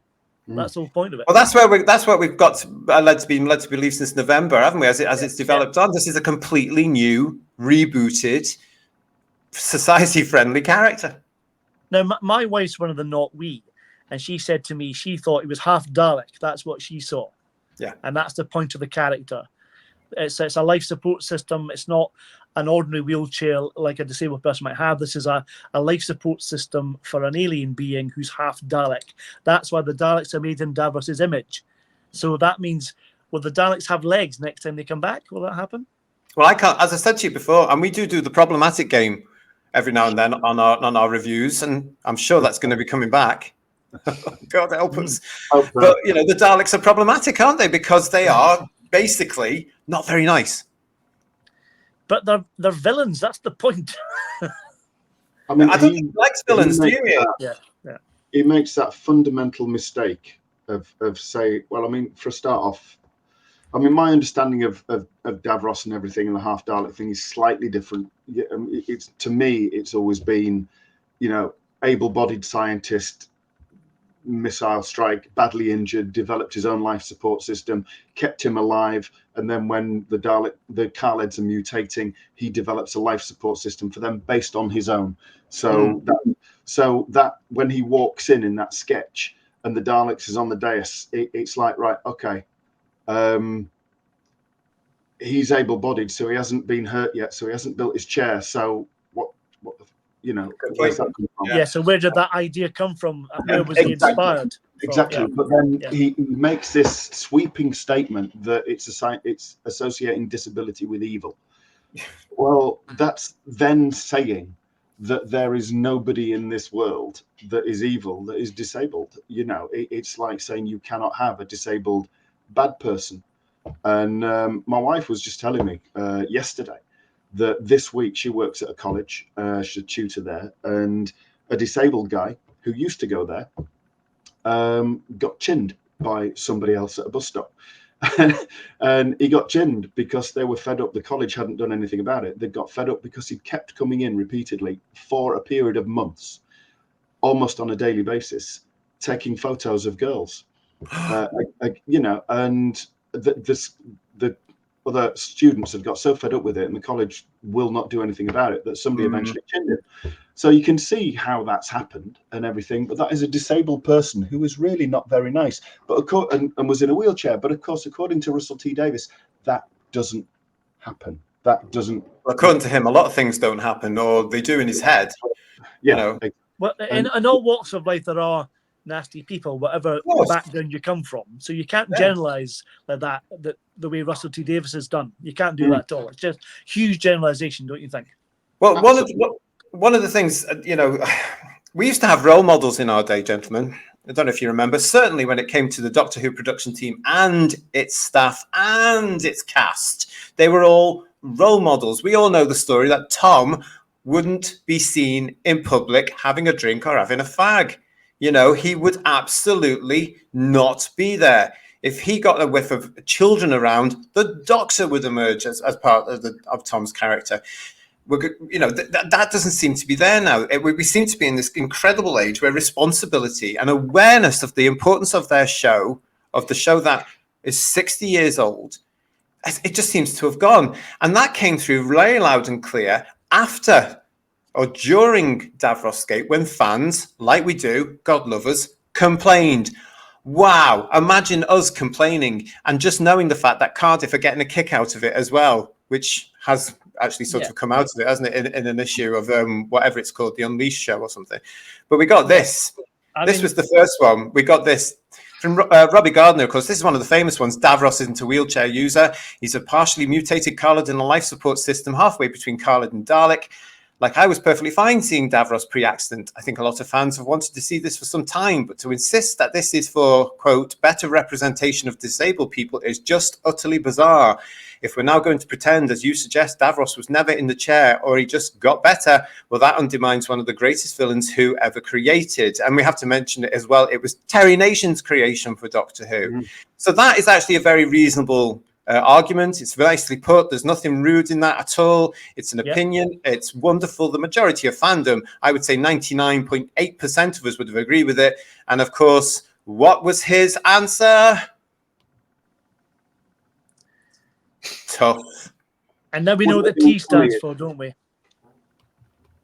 Yeah, we do. Wouldn't it have been funny if Roby Gardner had been like Julie Gardner's son? And he'd really put his foot in it. That'd be brilliant, yeah. Well, that wasn't the first, was it? Because we had another one. We had several, actually. DW Boy 14, will you be changing the Cybermen next so it doesn't upset our friends with prosthetic limbs? To which he who must be obeyed answered, oh, poor baby. Now, this has had a massive effect, I would say. No, I mean, so the Davros thing, if it's a problem, don't write a scene with Davros in it. Correct. Leave him out of it, It's just logical sense. And I had a really good conversation with my friend Neil Cole, go and visit his museum in Allendale. And he said, if you cannot present a disabled person as evil, then you can't, on the flip side, then present the hero as an example of perfection. And who have we got? We've got Shooty Gatwa, who basically looks like a model. Yeah. So like it's a complete imbalance, and if it's a problem, don't use Davros. Fine. Correct. Okay. Yeah. If we're not I- going to I do that think- anymore, then so Yeah. be it. But I think just put this argument out is just creating division, and it's no need for it. I was going to say, sorry to interrupt you there. The having watched some of the other Disney products, sci-fi stuff, some of the Star Wars stuff they produced, they seem to be watering down any alien qualities Yeah. that connect with sort of human form and alien form, kind of mixture like human bipedal. So I think they might actually go down the line of making them less human and more monstrous. Like I've seen I don't know if you guys have seen some of the behind the scenes paparazzi shots of various monsters. There's one looks like a giant slug that's appeared in some. Oh of yeah, the that looked like it came from a pantomime the other week there, didn't it? And I wondered if that's going to be how they're going to look. They're going to be less humanoid and more monstrous. So there's no connection with humanity. Therefore, there's not any. You can't compare to real people. So Well, they're if they dumbing go down more again, I fantasy, think. Yeah. They can do that, can't they? They can get away with that if they go more fantasy. Yeah. Style. Well, that's where they're going, isn't it? Do you Yeah. not think, Ian, that's exactly why he said? I mean, we had two what you called trigger warnings, didn't we? We had one the night before the giggle, and then we had another one somewhere along the lines where he was trying to say to God knows what audience, "Oh, there's things changing here." He even wrote a piece in Doctor Who magazine, which was basically warning the reader, Doctor Who is changing again. It's going to change. It's going to be more fantasy based, but don't worry because there'll be another version along in the next little while. No, there's not going to be. No, I can guarantee you there's not going to be. But the real case on this is do we think he's changed this? Because this has all come off the back of the Chibnall era, don't forget. He's, in fact, doubled down on what Chibnall started. He didn't even, he could have just come into this and just forgotten everything else and just wrote the Doctor with the TARDIS, having an adventure. But no, all this stuff had to come in, didn't it? He had to say, well, we can't use Davros. And I agree with Bedouia. Then just don't bloody use him. Leave him somewhere in Lost in Time and Space. Don't even reference him. Let another better producer do that in the future. Don't go rewriting him, you fool. And then you've got all this other element. But I mean, this is what's getting to me now. Is the magic coming out of Doctor Who? Is this what's going to kill Doctor Who now? The problem is, I mean, Doctor Who is now fallen square in the middle of the culture wars that we've got going on, pushed by current government in the UK because they want us to fear, because we can't fear Europe anymore because we're out of Europe. So we've got to fear something else. So you're either on one side of the men-women debate, or you're pro-migrant and Gary Lineker, and therefore must be torn apart by the male and all this nonsense. The culture wars are basically destroying society in the UK, and Doctor Who has fallen into this battlefield, shall we say, where No pun the intended. BBC, no pun intended, where the BBC have to be positive in terms of inclusivity and diversity and all that sort of stuff. And if they can hold Doctor Who up as their biggest brand and say, look at what we're doing with Doctor Who, then they can all pat themselves on the back and say, isn't everything great? And the BBC has to have 20% noticeable diversity, inclusion, and representation in all of its output. But that's why most of its output is now failing. Let's face it. I mean, just before Christmas, we had the axing of a 50-year-old quiz show called A Question of Sport because nobody watched it when it put its 20% quota in it. Doctor Who's going the same way, and I would argue has been since 2018. I mean, it's just not in tune. I don't think it's in tune now. And the audience that seems to have liked it is a minority. It is real and a minority, and it is a bit of a cult. And I'm gonna just move this on a bit to actually illustrate that, because when you have alleged role models like the actors and the production team that seem to be in place now, and let's face it, Ncuti Gatwa before Christmas came out and said, right, we are all based in the real hard liberal left. They're in their bubble. He used that word. We are all in this hard left liberal bubble. And they totally are, because it's not in tune with the British public at all. But when you've got showrunners, producers, and people arguing with the fan base, arguing with the public, it's going to have an effect on the fan base. And I think we've all seen that over the last few years. And it came to a head this year when a particular Doctor Who fan was barred from Twitter, X, for what is in fact a death threat. This is a death threat, and I'm not going to read it because it's disgusting, but I'm not going to forget it either. That was a death threat, and no wonder he was barred from that platform. But I can guarantee you, well, actually, I can't guarantee it. I'm going to theorize, allegedly, that this young man would have been supported by certain people around that cult. Maybe not publicly, but he wouldn't have been cancelled like anybody else who was centrist or slightly centre-right, who would have had their career, everything taken away from them. Do you know what I mean on that? And I think the double standards in Doctor Who fandom now are absolutely ridiculous. And tying in with your point there, Bidwia, the 20% thing that you're alluding to, that it is true there, and we know that because when the specials did come back with David Tennant and Catherine Tate, look at the first episode, The Star Beast. The Star Beast was criticised by much of the of the centrist or even centre-right media in the United Kingdom. The Guardian even had a pop of it, I believe, at one particular point. But so did a lot of fandom because of its language and its misuse of language and its enforcement of that particular language. And that carried on when we got to the second episode, didn't it? When they absolutely, deliberately, knowing it was going to wind people up, cast this young man, Nathaniel Curtis, who they'd all worked with on It's a Sin, as Sir Isaac Newton. Now, I think I've seen him in a couple of things, and he's a very good actor, right? And I don't think he's an okay actor. He's okay actor, yeah. So I have no he's problem of his with generation. I have no problem with an actor getting a job. No, and I have no problem with. I think diversity is great, but it has to be appropriate to whether the person's right for the part. And I don't think race swapping really works. It seems it's changing history. If there was a fictitious character, like say Sherlock Holmes or a Superman or Batman, that's fine. But this is a real person. Why do that? I've never understood why they do that. It doesn't make any sense. Well, according to the production team now, it's because Doctor Who is now a fantasy. But does the general public, if they were watching that, and remember that episode did go down slightly, so it was suggesting me that they weren't that interested. But the general public don't know Doctor Who's a fantasy now because they're not reading the magazine. They're not looking at shows like this. They're not reading the press releases from Wales. They're not. They just see Doctor Who, which has, for the majority of the time, had accurate representation in it. But that doesn't make any sense, though. He's still a real person.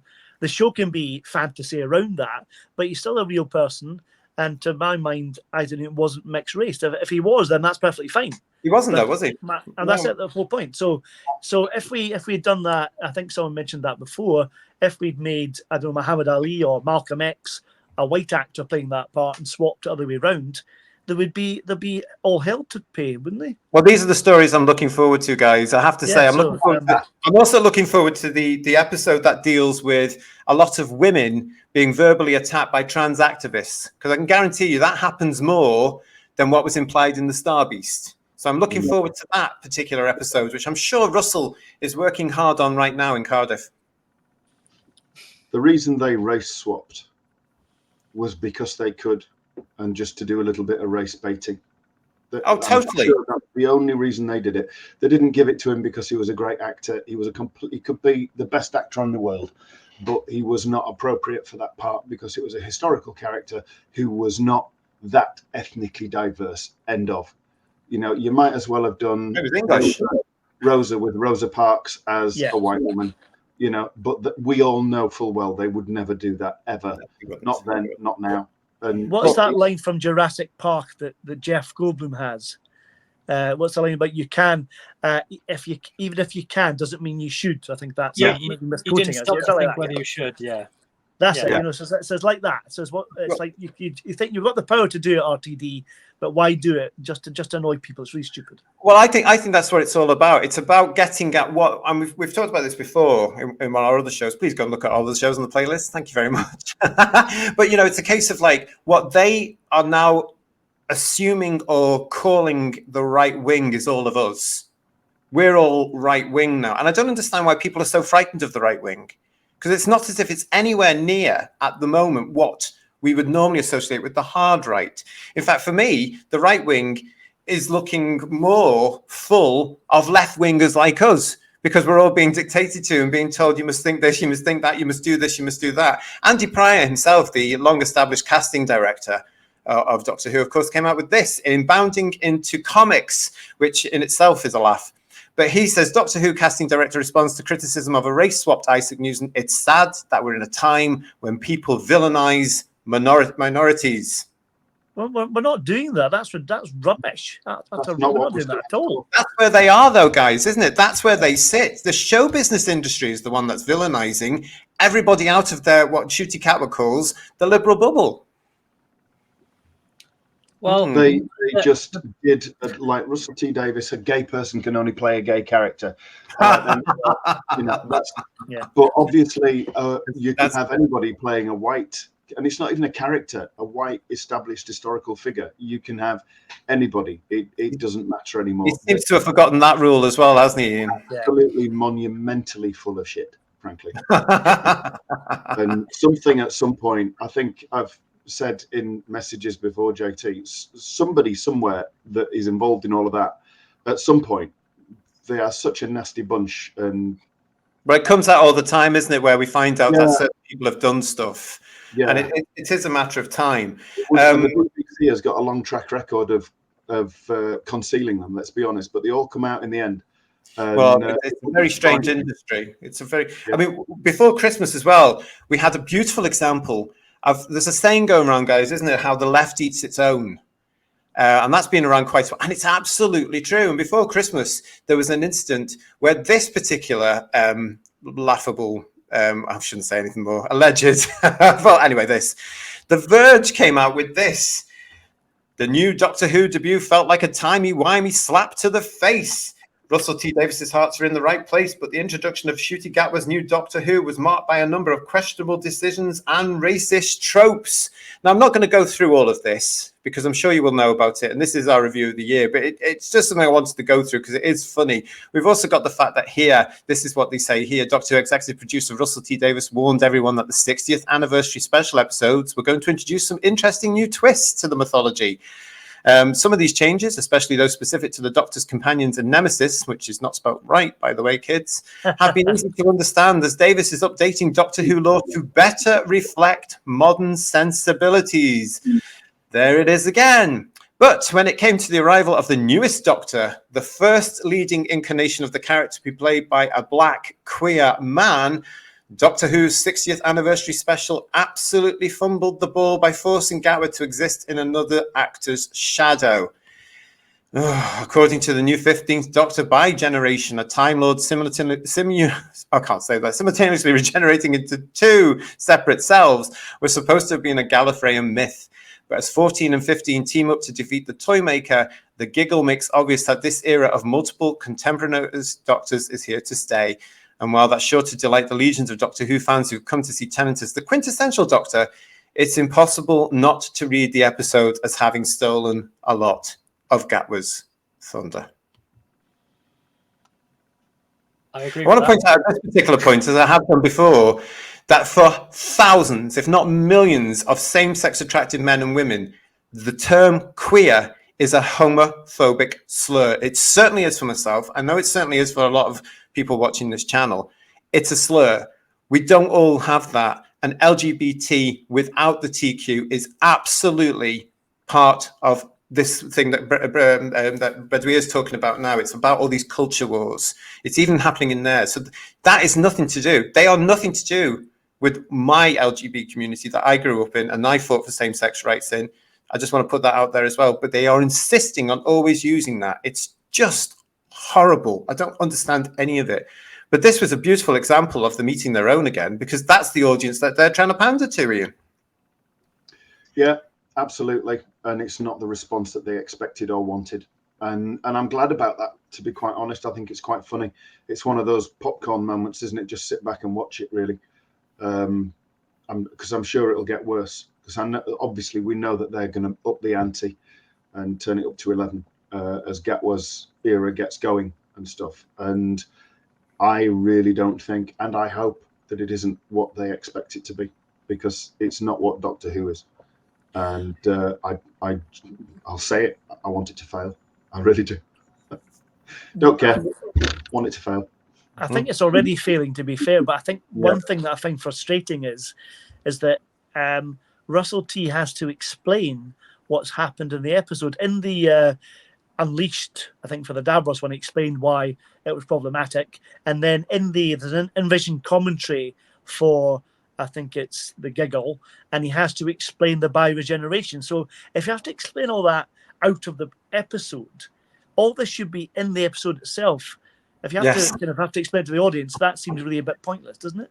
He seems to have forgotten what it's like to tell a story. And I genuinely believe that because he's so busy with agenda, he's forgotten that he's a writer, and he's forgotten how to write a story, because it doesn't make any sense. And like you say, Paul, I didn't go and watch Unleashed. I didn't go and watch all this sort of stuff. I'm not bothering to watch him or listen to him because I don't really like him. You know, we're on two different ends of politics now, and we would clash.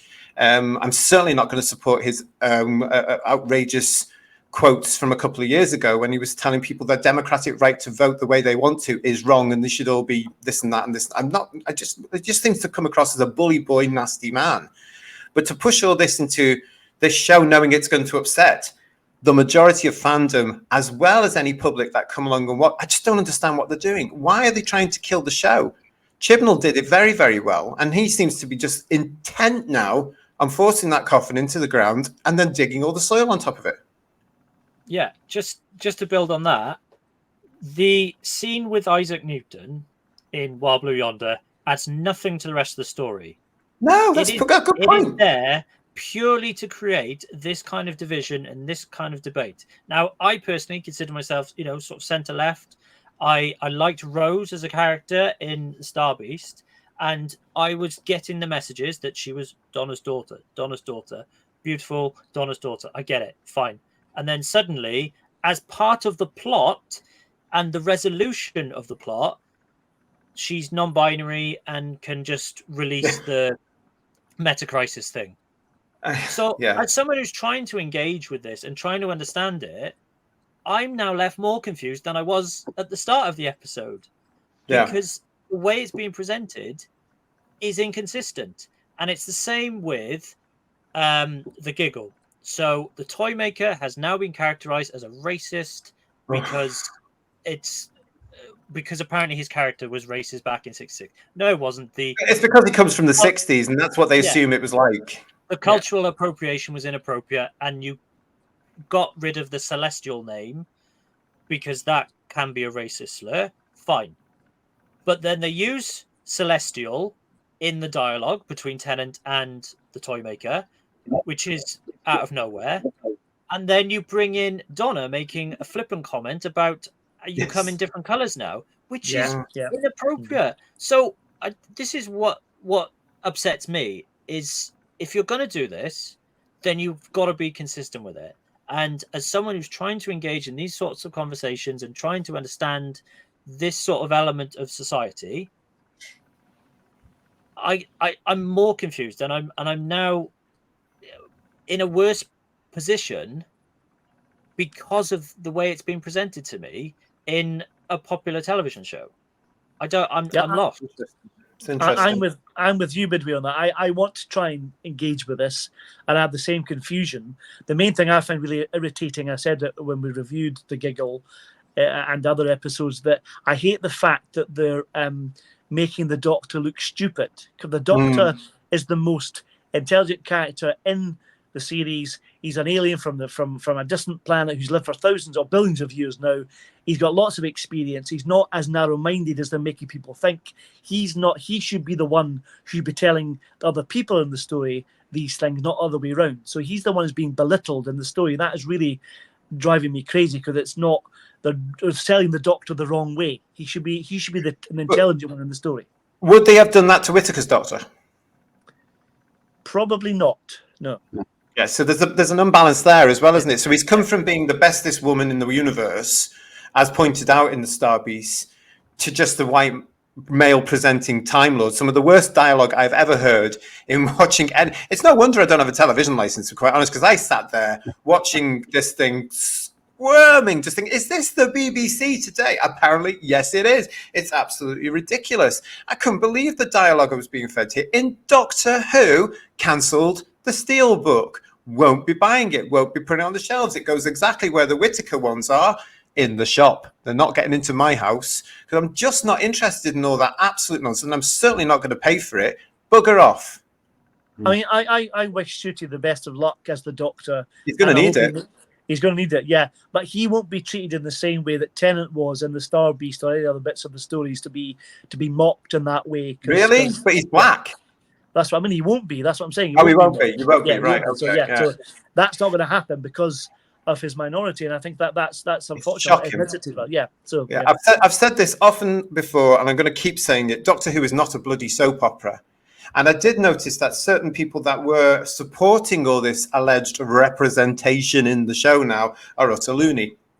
Some of them are in the education system, which doesn't surprise me at all because they're the ones getting to the young people. But I just don't know. It's not about representation. That's what's caused all the problems we have. And Bedouin was mentioning the society problems we have now. It's because of all this enforced that we are still the United Kingdom. We are predominantly over 80% still white-skinned. And yet they're rewriting our history. They're forcing all this stuff into it. We're not a soap opera. If Doctor Who isn't a soap opera, if it was a soap opera, I would expect to see proper representation. I would expect to see people presented there. I would expect all this. But this is a science fiction fantasy show. I don't understand why it's in Doctor Who. He should be on the planet Zog with the Zogettes. You know, I just don't get it. I really don't get it. And you're right. You know, I think Shooty's going to need a lot of help. But the other thing, this thing that caused problems with as well is the fact that this, which should have been a traditional audience-grabbing regeneration into the next guy, turned out to be whatever the hell this is. I still can't get my head over this. I don't understand why in the program's 60th anniversary year they had to effectively retire the original William Hartnell character and have it replaced by a brand new Disney version. I'll be honest, I wasn't on your review of The Giggle. No. I thoroughly enjoyed listening to it, but the moment where the moment where the toy maker shoots the Doctor, I thought, oh, brilliant. Excellent. We're going to get Shooty a bit earlier than planned. Yeah. Excellent. He's going to be the one to, you know, his debut is going to be defeating the toy maker. Fantastic. Oh, wait, no, we're not doing that.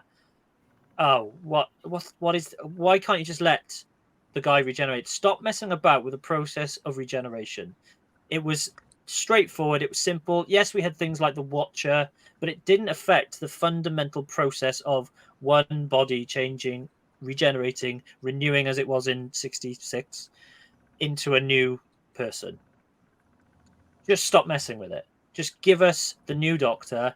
And you highlighted that piece in in Verge, wasn't it?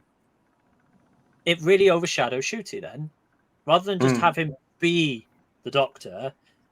He was on Graham Norton on Friday night and seemed to have to defend his existence as the 15th Doctor because David Tennant is still around as the 14th Doctor.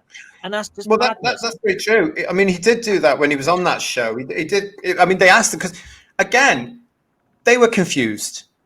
You know, I mean, it doesn't matter, does it? The public want to see a regeneration. Not that they did, because we know the Giggle figures were down again. So, I mean, that's what another thing I'm asking. Is it now dead with the public? Because even that didn't get people coming back in. So it's a real case of...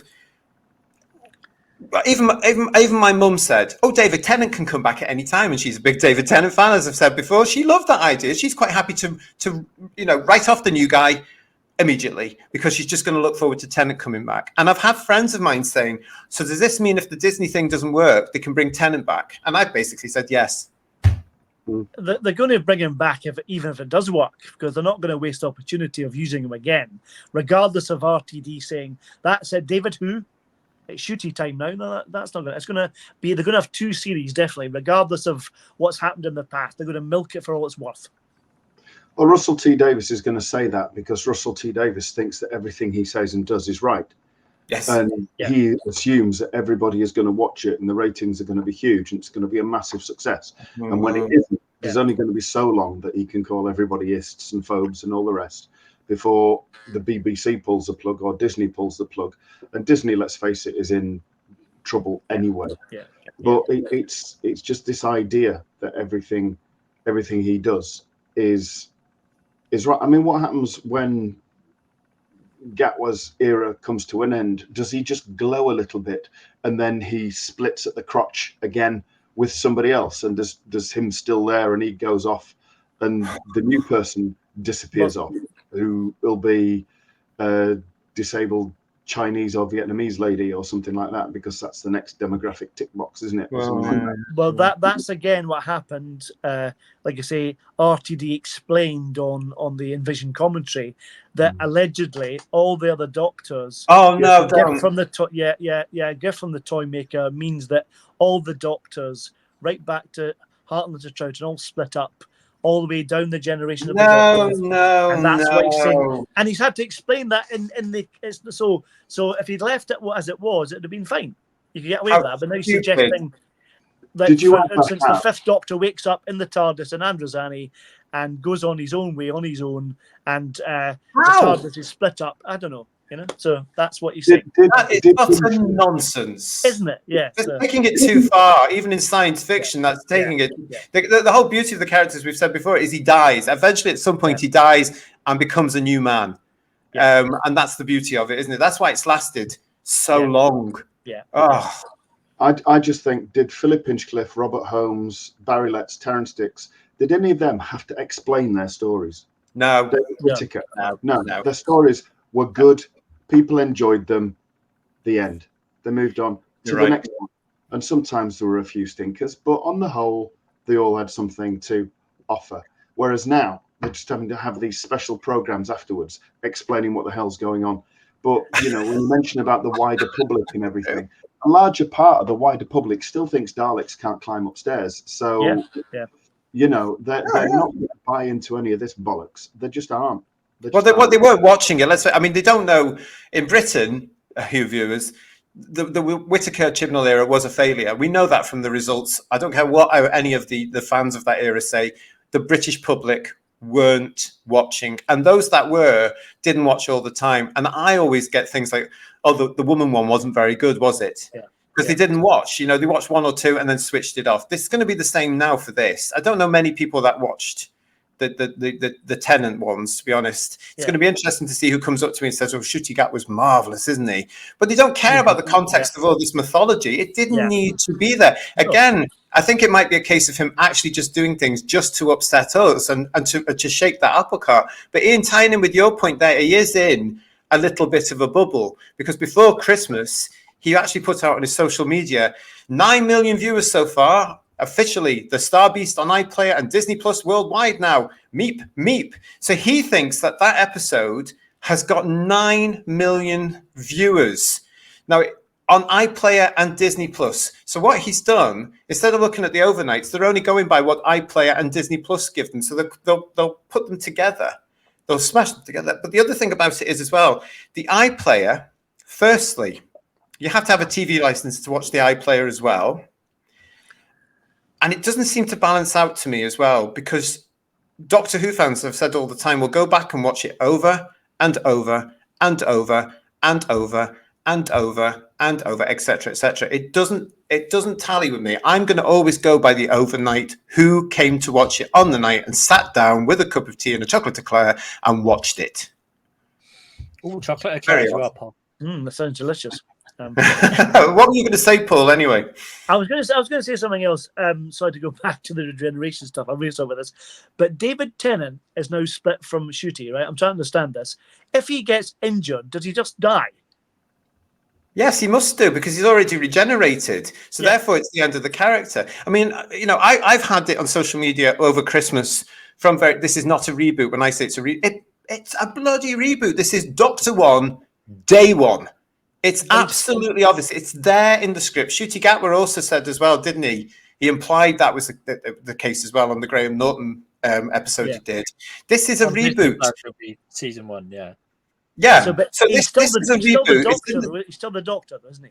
Well, Yeah. but I mean, Yeah. that's debatable because I don't Right. believe the Doctor has been the Doctor since Capaldi left the show, Yeah. to be honest, because Chibnall destroyed the background, which Russell has taken and he's moved it on with over Christmas. It's coming into the next series as well. It's all there, isn't it? All this timeless child thing and all this nonsense and orphans and all this.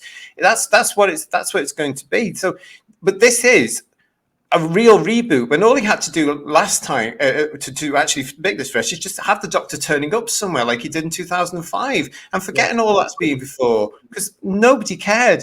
The majority of fandom didn't care. The public certainly doesn't care. And if by some miracle they managed to find a new audience on Disney Plus, they're not going to care. But I can't actually see them getting a brand new audience just on Disney Plus because, I feel for all our friends like, Michael and Tardy Spider and Michelle and everybody. If they didn't have Disney Plus, they had to buy it already. In UK, I just want to point out to some of our viewers, Doctor Who is not on Disney Plus in the UK. It's only out of the UK and Ireland. It's on the iPlayer and on BBC One television here in the UK. It's not on Disney Plus here. That's only outside the UK. Just to clear that up, because I noticed there were a few people outside the UK not sure about that. So there we go. But it's I don't know. It is what it is, but it doesn't look good from my point of view. He doesn't think things through, does he? Because I only seen clips from those after show programs. I can't bring myself to do it. No, I'm the same. Yeah, I can't watch them. They're tough going, I have to say. Yeah, I'd rather boil my eyes, I think. But I've heard Russell T Davis talking about all this regeneration thing, and yes, and correct me, Paul, but did he not say something about and Sylvester's Doctor wakes up in a morgue? Yeah. Yes. He's still got 5 bloody fatal bullet wounds, hasn't he? So they'll just kill him again anyway. He hasn't thought it through, guys, does he? He hasn't thought it through at all. How can the character regenerate and still go off on his way? Because the character is the character. So Sylvester's Doctor is still going to have adventures and at some point could get shot again or exterminated. Basically, it was the greatest hits. This was the Meta Crisis thing all over again. And this is what makes me think he's run out of steam now. And the next series coming through this year is going to tell us, 2024, it's going to tell us all that, isn't it? It's going to show us that. And God help us, we're going to be looking at it. Oh, God help us. I'm not looking forward to it at all. I'm looking forward to actually speaking to you guys and doing the show and speaking to everybody watching us, of course. But the actual thought of sitting down on the Saturday and wasting an hour of my life is really... Well, this is where my meme comes in, though, isn't it? He's changed all these things. Well, that's all right then, isn't it? And everybody, I'm sure, has seen those before, and whoever started that was genius, wasn't it? There was one other little bit of news that came through just before Christmas as well, which made me laugh. And this happened in Manchester in December. On I think it was Sunday the 9th. There was a convention, a For the Love of Sci-Fi convention in Manchester. And on the panel was Billy Piper and Christopher Eccleston. And this was very interesting here. Now, I am very, very, very worried about copyright strikes because a lot of YouTubers are telling me they've been copywritten strip, or whatever you say it, in the last wee while with showing things. But I'm going to try something here to illustrate this because. We said, if you prefer.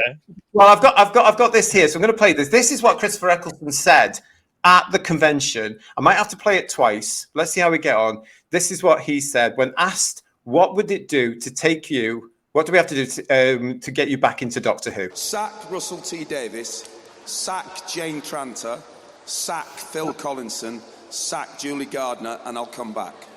I'll play it again. Russell T Davis, sack Jane Tranter, sack Phil Collinson, sack Julie Gardner, and I'll come back. What can you say? Did he know something back in 2000? We know something happened, but he's getting brave now, isn't he? And more is coming out all the time. And I'm hearing that he's possibly got another book in the works. So it's a PR stunt. That's all it is. No, I think genuinely he's so far away now because there's a lot of allegations going on around this. I think the anger, the bitterness is still there. And in a sense, it's good for him that he's actually talking about it and he's starting to tell us all. But I think we are very, very close. Look at Billy's face there as well when he's saying this. I think we are very, very close now to getting the actual truth of what went on with all those people back then. It's a fabulous thing to consider, isn't it? It's like Colin being fired from Doctor Who in the Trials and Tribulations documentary on the trial box set. I mean, I think that's fabulous. So we're finally getting some dirt on this, which would be nice. But it'll sell his book to do this, won't it? It'll really sell it and get us to buy it because it's got all the dirt in it, won't it? If it's true, it's only something I've heard. It's a rumor. I'll state that it's a rumor, but I had heard a rumor that he was considering or had an offer or something like that to do a book. It wouldn't surprise me if he does, to be honest, because he can earn from that. Because Doctor Who fans will buy it. He'd be able to go on a tour like he did with his last one, taking in conventions and get paid for that. He's now at conventions, it seems now, and he's so honest on the panels these days as well, isn't he? Because he doesn't really care anymore. And in a sense, sometimes he can be a right pain in the arse. We all know that. But in a sense, he's quite refreshing sometimes as well, isn't he? I think he is. And I think he's already been blacklisted by the BBC, allegedly, on a couple of occasions. So I wonder where that came from. I wonder. Yeah. So I wonder where that came from. Exactly, yeah. Yeah, so after he left Doctor Who, he didn't work for the BBC for a while, did he? So then he moved away to America and things like that. So and did Heroes and stuff like that. So he has had a rough time of it. Yeah. So yeah, he was good in that as well, wasn't he? Yeah, yeah. Well, I mean, the version of stories that I've heard about what happened in 2004-5, you know, I hope it really hasn't lingered with him for all these years. And by the sounds of it, that anger is still very prevalent, and that's a real shame. Just for his mental health, because he is a very down to earth.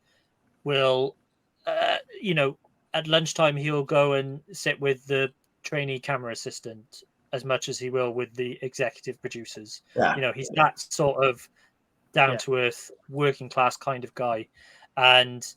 Yeah, maybe, you know, all of this will come out in the wash and whatever, but I think the gist of it was those in charge didn't back him, and that still rankles with him, and that's a real shame. Because we can see where they've gone now. Yeah. Well, yeah, I mean, that's the whole point, isn't it? We see where they've gone now, and they've gone completely over Fruit Loop, haven't they? Yeah. It's scary to think it's 20 years next year since they started filming the revival. That's really scary, isn't it? Yeah, well, I've lost all interest in it. It's like what Ian was saying before.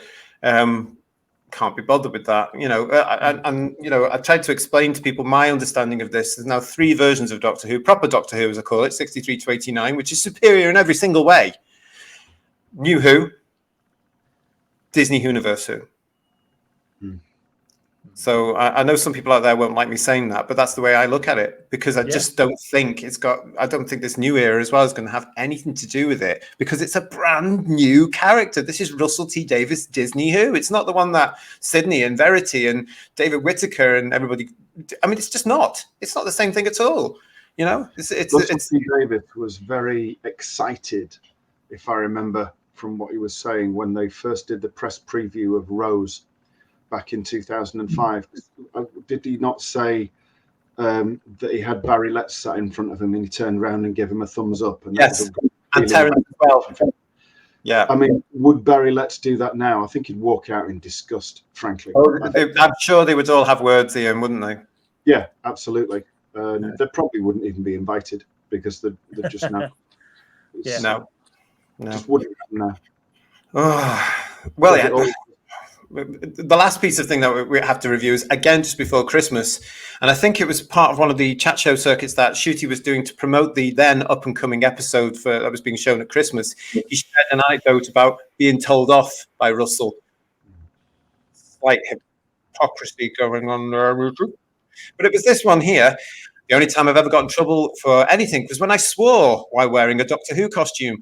I got called into Russell's office. Woo! And he let me know that that's not acceptable. He said, do what you want when you're out of costume, but when you're in costume, do not let us catch you swearing. I was like, fair enough. And I guess that was a lesson. For the last 4 years, I've been co-leading an X-rated show, and so I'm on a constant journey of learning what it is to be a PG role model and the lead of a family show. You're an actor. Yeah. But Russell T Davies has gone off and called people publicly from a stage the C word, and you talked about that fan earlier that got the Twitter/X ban, but Russell T Davies was also calling people that were conservatives murderers. So it's insightful and I don't mean in a good way, insightful with a C, in every negative way possible. And Tom Baker, like you said before, would never have been seen having a crafty drag or a drink, and he loved a drink. If there was kids around, bang, he was straight back as the Doctor, and that's because he's something that I don't think these other ones are. He was a professional. He did, to be fair, he did get caught once. If you've seen the shadow behind the scenes footage, he got caught maybe once having a quick drag. If you've seen that one, have you seen that? But it's not as if he was going out of his way, though, was it? And No, I think also to an extent stayed with Peter and Colin and Sylve, because they were all aware of what that 26-year continuity at that point was. It was the longest science fiction running show at that point then, wasn't it? It was every single year. It really was, but it just shows you now, I think, what we're dealing with now and the mentality we're dealing with now and the lack of understanding and awareness. And sometimes, as I've said before, I just think these actors today come along because it's a job. Oh, and this could get me into America. Yeah. I find it such a shame because, they look at what Tennant did, they look at Smith, they look at Capaldi, they look at Eccleston, they go, oh, they did well. Oh, please. I don't know. It's going to be interesting, isn't it? 2024 will be interesting. Well, that was our review of 2023. And it wasn't all that really. Before we go, though, I want to make sure, just say as well, that the graphic behind where we are tonight, of course, is based on the Starfield from the 80s with this fabulous and now iconic, just as iconic as the neon logo, actually. There are 3 logos for me. The Pertwee McGann one, the Diamond logo, and this one, because that's my era. But the reason we're using that is because, of course, before Christmas, we lost Sid Sutton, the graphic designer that put these things together. And I just wanted to say, mention him in this review. We did lose a lot of people in 2023, as we would do as time marches on. But I had the pleasure of meeting Sid Sutton, and he was a gent. He was absolutely fantastic and tried to take myself and a couple of chums of mine through the exact process of putting the title sequences together in the most humane and tolerant way I've ever seen. And he was beautiful. He was such a gentleman. So that's why we've had that 80s title sequence on, because it's still today, I think for me, it's the second best one ever after the Tom Baker ones, So God bless you, Sid. God bless him. God bless him. Yeah. So that, oh, bless him. Oh, yeah. We've never had a title sequence that's anywhere near that since, have we? It's all the same variation on a theme now. It's all whizzing through the tunnel. Come on. Anyway, bless you. So listen, guys, that was 2023. Okay, so what do we think? Do we think that these are the final days for this beloved show of ours? The public didn't seem to notice in 2023. The majority of our own fans didn't seem to care about it. And certainly more of us have been driven away. And the great British public didn't seem to know. Is it all in my head? Or is there hope, do you think, for this show as we go into 2024? This version of the show? I would like to think there is hope. But in the back of my mind, I'm thinking, no, I think it's on its last legs and it's on its way out, sadly, I think. Wow. Adria? I'm going to say no, and I'll tell you for why. The show is basically split, and there will be fans like ourselves who will enjoy the sort of 1963 to 2010, 17, 12, kind of eras, but we'll be thoroughly enjoying when they announce a new collection box set. When there's another animation out, and we'll be enjoying that stuff.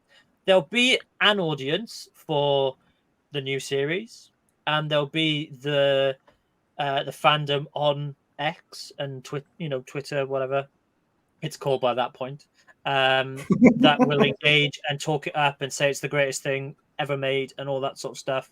And I don't imagine it'll be a very big audience. We shall see.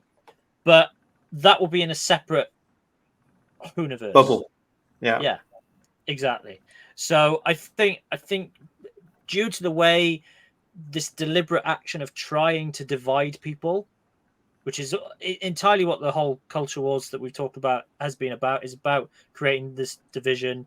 I think Doctor Who fandom has divided into those who are going to fully engage in the new stuff, and fair play. I will probably watch it, but if it's not for me, then I'll probably filter it out and just watch it in passing. I don't know. We'll see what happens. But when they announce a new box set or there's another range in B&M that I want to get hold of, that's the stuff I will engage with. And, that's the way it's going for me. It's going to continue because it's too big a brand. There's investment, as we've said, from Disney Plus and all that sort of thing. They won't just fade away, but the Shooty's second series, I think, is going to begin shooting soon. And that I think they're filming already on that. They've already started filming on that, I think, haven't they? I think they've started on series 2. Yeah. So series 3 will start at the end of this year. So they're clearly going to make it, no matter what, because viewing figures are irrelevant these days. Apparently, Apparently. So that's the money, isn't it, Bedouin? The money, the investment talks more than the actual. I'd be very surprised if. I don't think they will. I'm not going to be surprised at all. Oh, the feedback's awful. What are we going to do about it? Because they're so far in. Well, they've committed to it now, so we'll just. They paid up front. It'll be a fascinating year to see where this all goes. It is. I think every fan is going to feel compartmentalized into one of these areas, and they'll just engage in the stuff that they're interested in, and it won't be like it was. No. What do you think, Ian? I think it was a huge missed opportunity. I think Doctor Who on TV is, very, very much aligned with what's already been said. I think Doctor Who on TV will die. Historically, you listen to some of those old Tom Baker, like on the Who's Doctor Who documentary, I think, where he's talking about, how families watch it, the kids watch it for this, the slightly older teens watch it for that, and the parents sat there saying, isn't this wonderful? I think that was Tom Baker and everything. Yes. And now it will be watched by the niche that it is created for, but it won't speak to anybody else. And it will die on that altar, I think. But I agree with what Bedouin said. It's too big and too ingrained and entrenched in society to just disappear.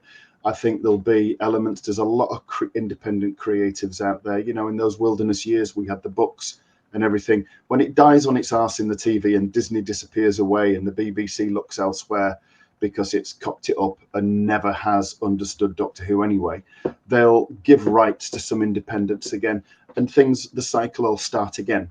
And as long as that totally destroys Russell T Davies's reputation in the meantime, fantastic, because that's what he deserves. But I do think it will survive in various formats, and there's more formats out there now than there was in the wilderness years. Oh, totally. So it's got more opportunities and independent video creators and stuff like that. So I think it'll survive there. But I think on TV, seeing Tennant and Tate come back now, they were my favorite Tennant combo. Now, seeing them come back now, that spoiled the original for me. And for me, yes, I know what you mean. And the thing is, I know what you said about it's never really been Doctor Who since Capaldi left. To be quite honest, when Capaldi was announced, I was over the moon. I thought it'd be fantastic. And when he was showing his kit, and it was very Pertwee-esque, and for me, it's in the Third Doctor, bit of a clue where my favourites lie. I thought fantastic because it was but unfortunately for me, Capaldi was a huge letdown, and it was starting to go the Bill Potts 76 times an episode. Did you know I'm gay? Yes, I did. Shut the fuck up, please. And you know, and Time Lords regenerating into opposite gender and all that kind of bollocks. That was your 20% coming in, wasn't it? Yeah, absolutely. So for See me, it on Doctor screen. Who stopped being really good with the end of Matt Smith, to be honest. Yeah. But the Tennant bit that came before that has been poisoned a little bit by what's come since. So I think the TV will die, as I ramblingly say. I think the TV will die. It wouldn't surprise me if they have a very small gap between the end of Gatwa season 1 and Gatwa season 2, just to try and get them on screen before people forget, because I think they'll forget very quickly. Well, I think they'll get 2 seasons out of them. It'll be off, and if it is going to struggle, then the TV, like you're saying, will struggle. I'll give up Bedweir said. I think the kind of classic era with Blu-rays, etc., and the figures, that'll keep going. But I think the TV may have had its day. Yeah. It's going to be interesting to see, because, of course, we also are expecting news in 2024 of the alleged spin-offs they're all talking about. Russell T Davies has apparently confirmed that the first spin-off that comes along is about 7 or 8 words in the title. So that's going to be a big sell and a huge logo. But whatever happens, we're going to be here on Who's Views to look at it all. We're going to be looking mainly at all the old stuff, but we will be looking with some anticipation, I have to be saying, at the new stuff as well. Although hopefully Michelle will stick with us, and she seems to be really geared up for it. She seems to be really excited about it, so that's really cool. So all views welcome on this. Again, so that was our review of the year 2023. Thank you so much for subscribing to the channel. If you haven't subscribed, please do. Please like the video, do all the stuff that you know you've got to do this, but your support is so much appreciated by myself and all the members of the Whotastic panel. And as we move into 2024, we can't wait to hear about what your views are about what's going to come up, and all our shows as well. So hopefully you've got some food for thought for this particular review of the year. Let us know down in the comments what you think. Thank you to Paul Bedweir and Third Doctor Ian for joining me on this, our review of the year 2023. I'm going to go out and say 2023 from a Doctor Who point of view. What a damp squid that was. Absolutely rubbish. Right, listen, as I mentioned earlier in the show, one of my highlights this year was the Invasion Blackpool convention, which I had the great pleasure of joining with my friend Paul in organising and putting together. We had a great day back in the end of April. And we've got some footage of that now that I thought we'd play out on. So we're going to put that in for you just now. But again, thank you to everybody for coming onto the show. I really appreciate it. We will see you again very, very soon. Until we see you, bye-bye. Bye-bye. Happy New Year! Happy New Year!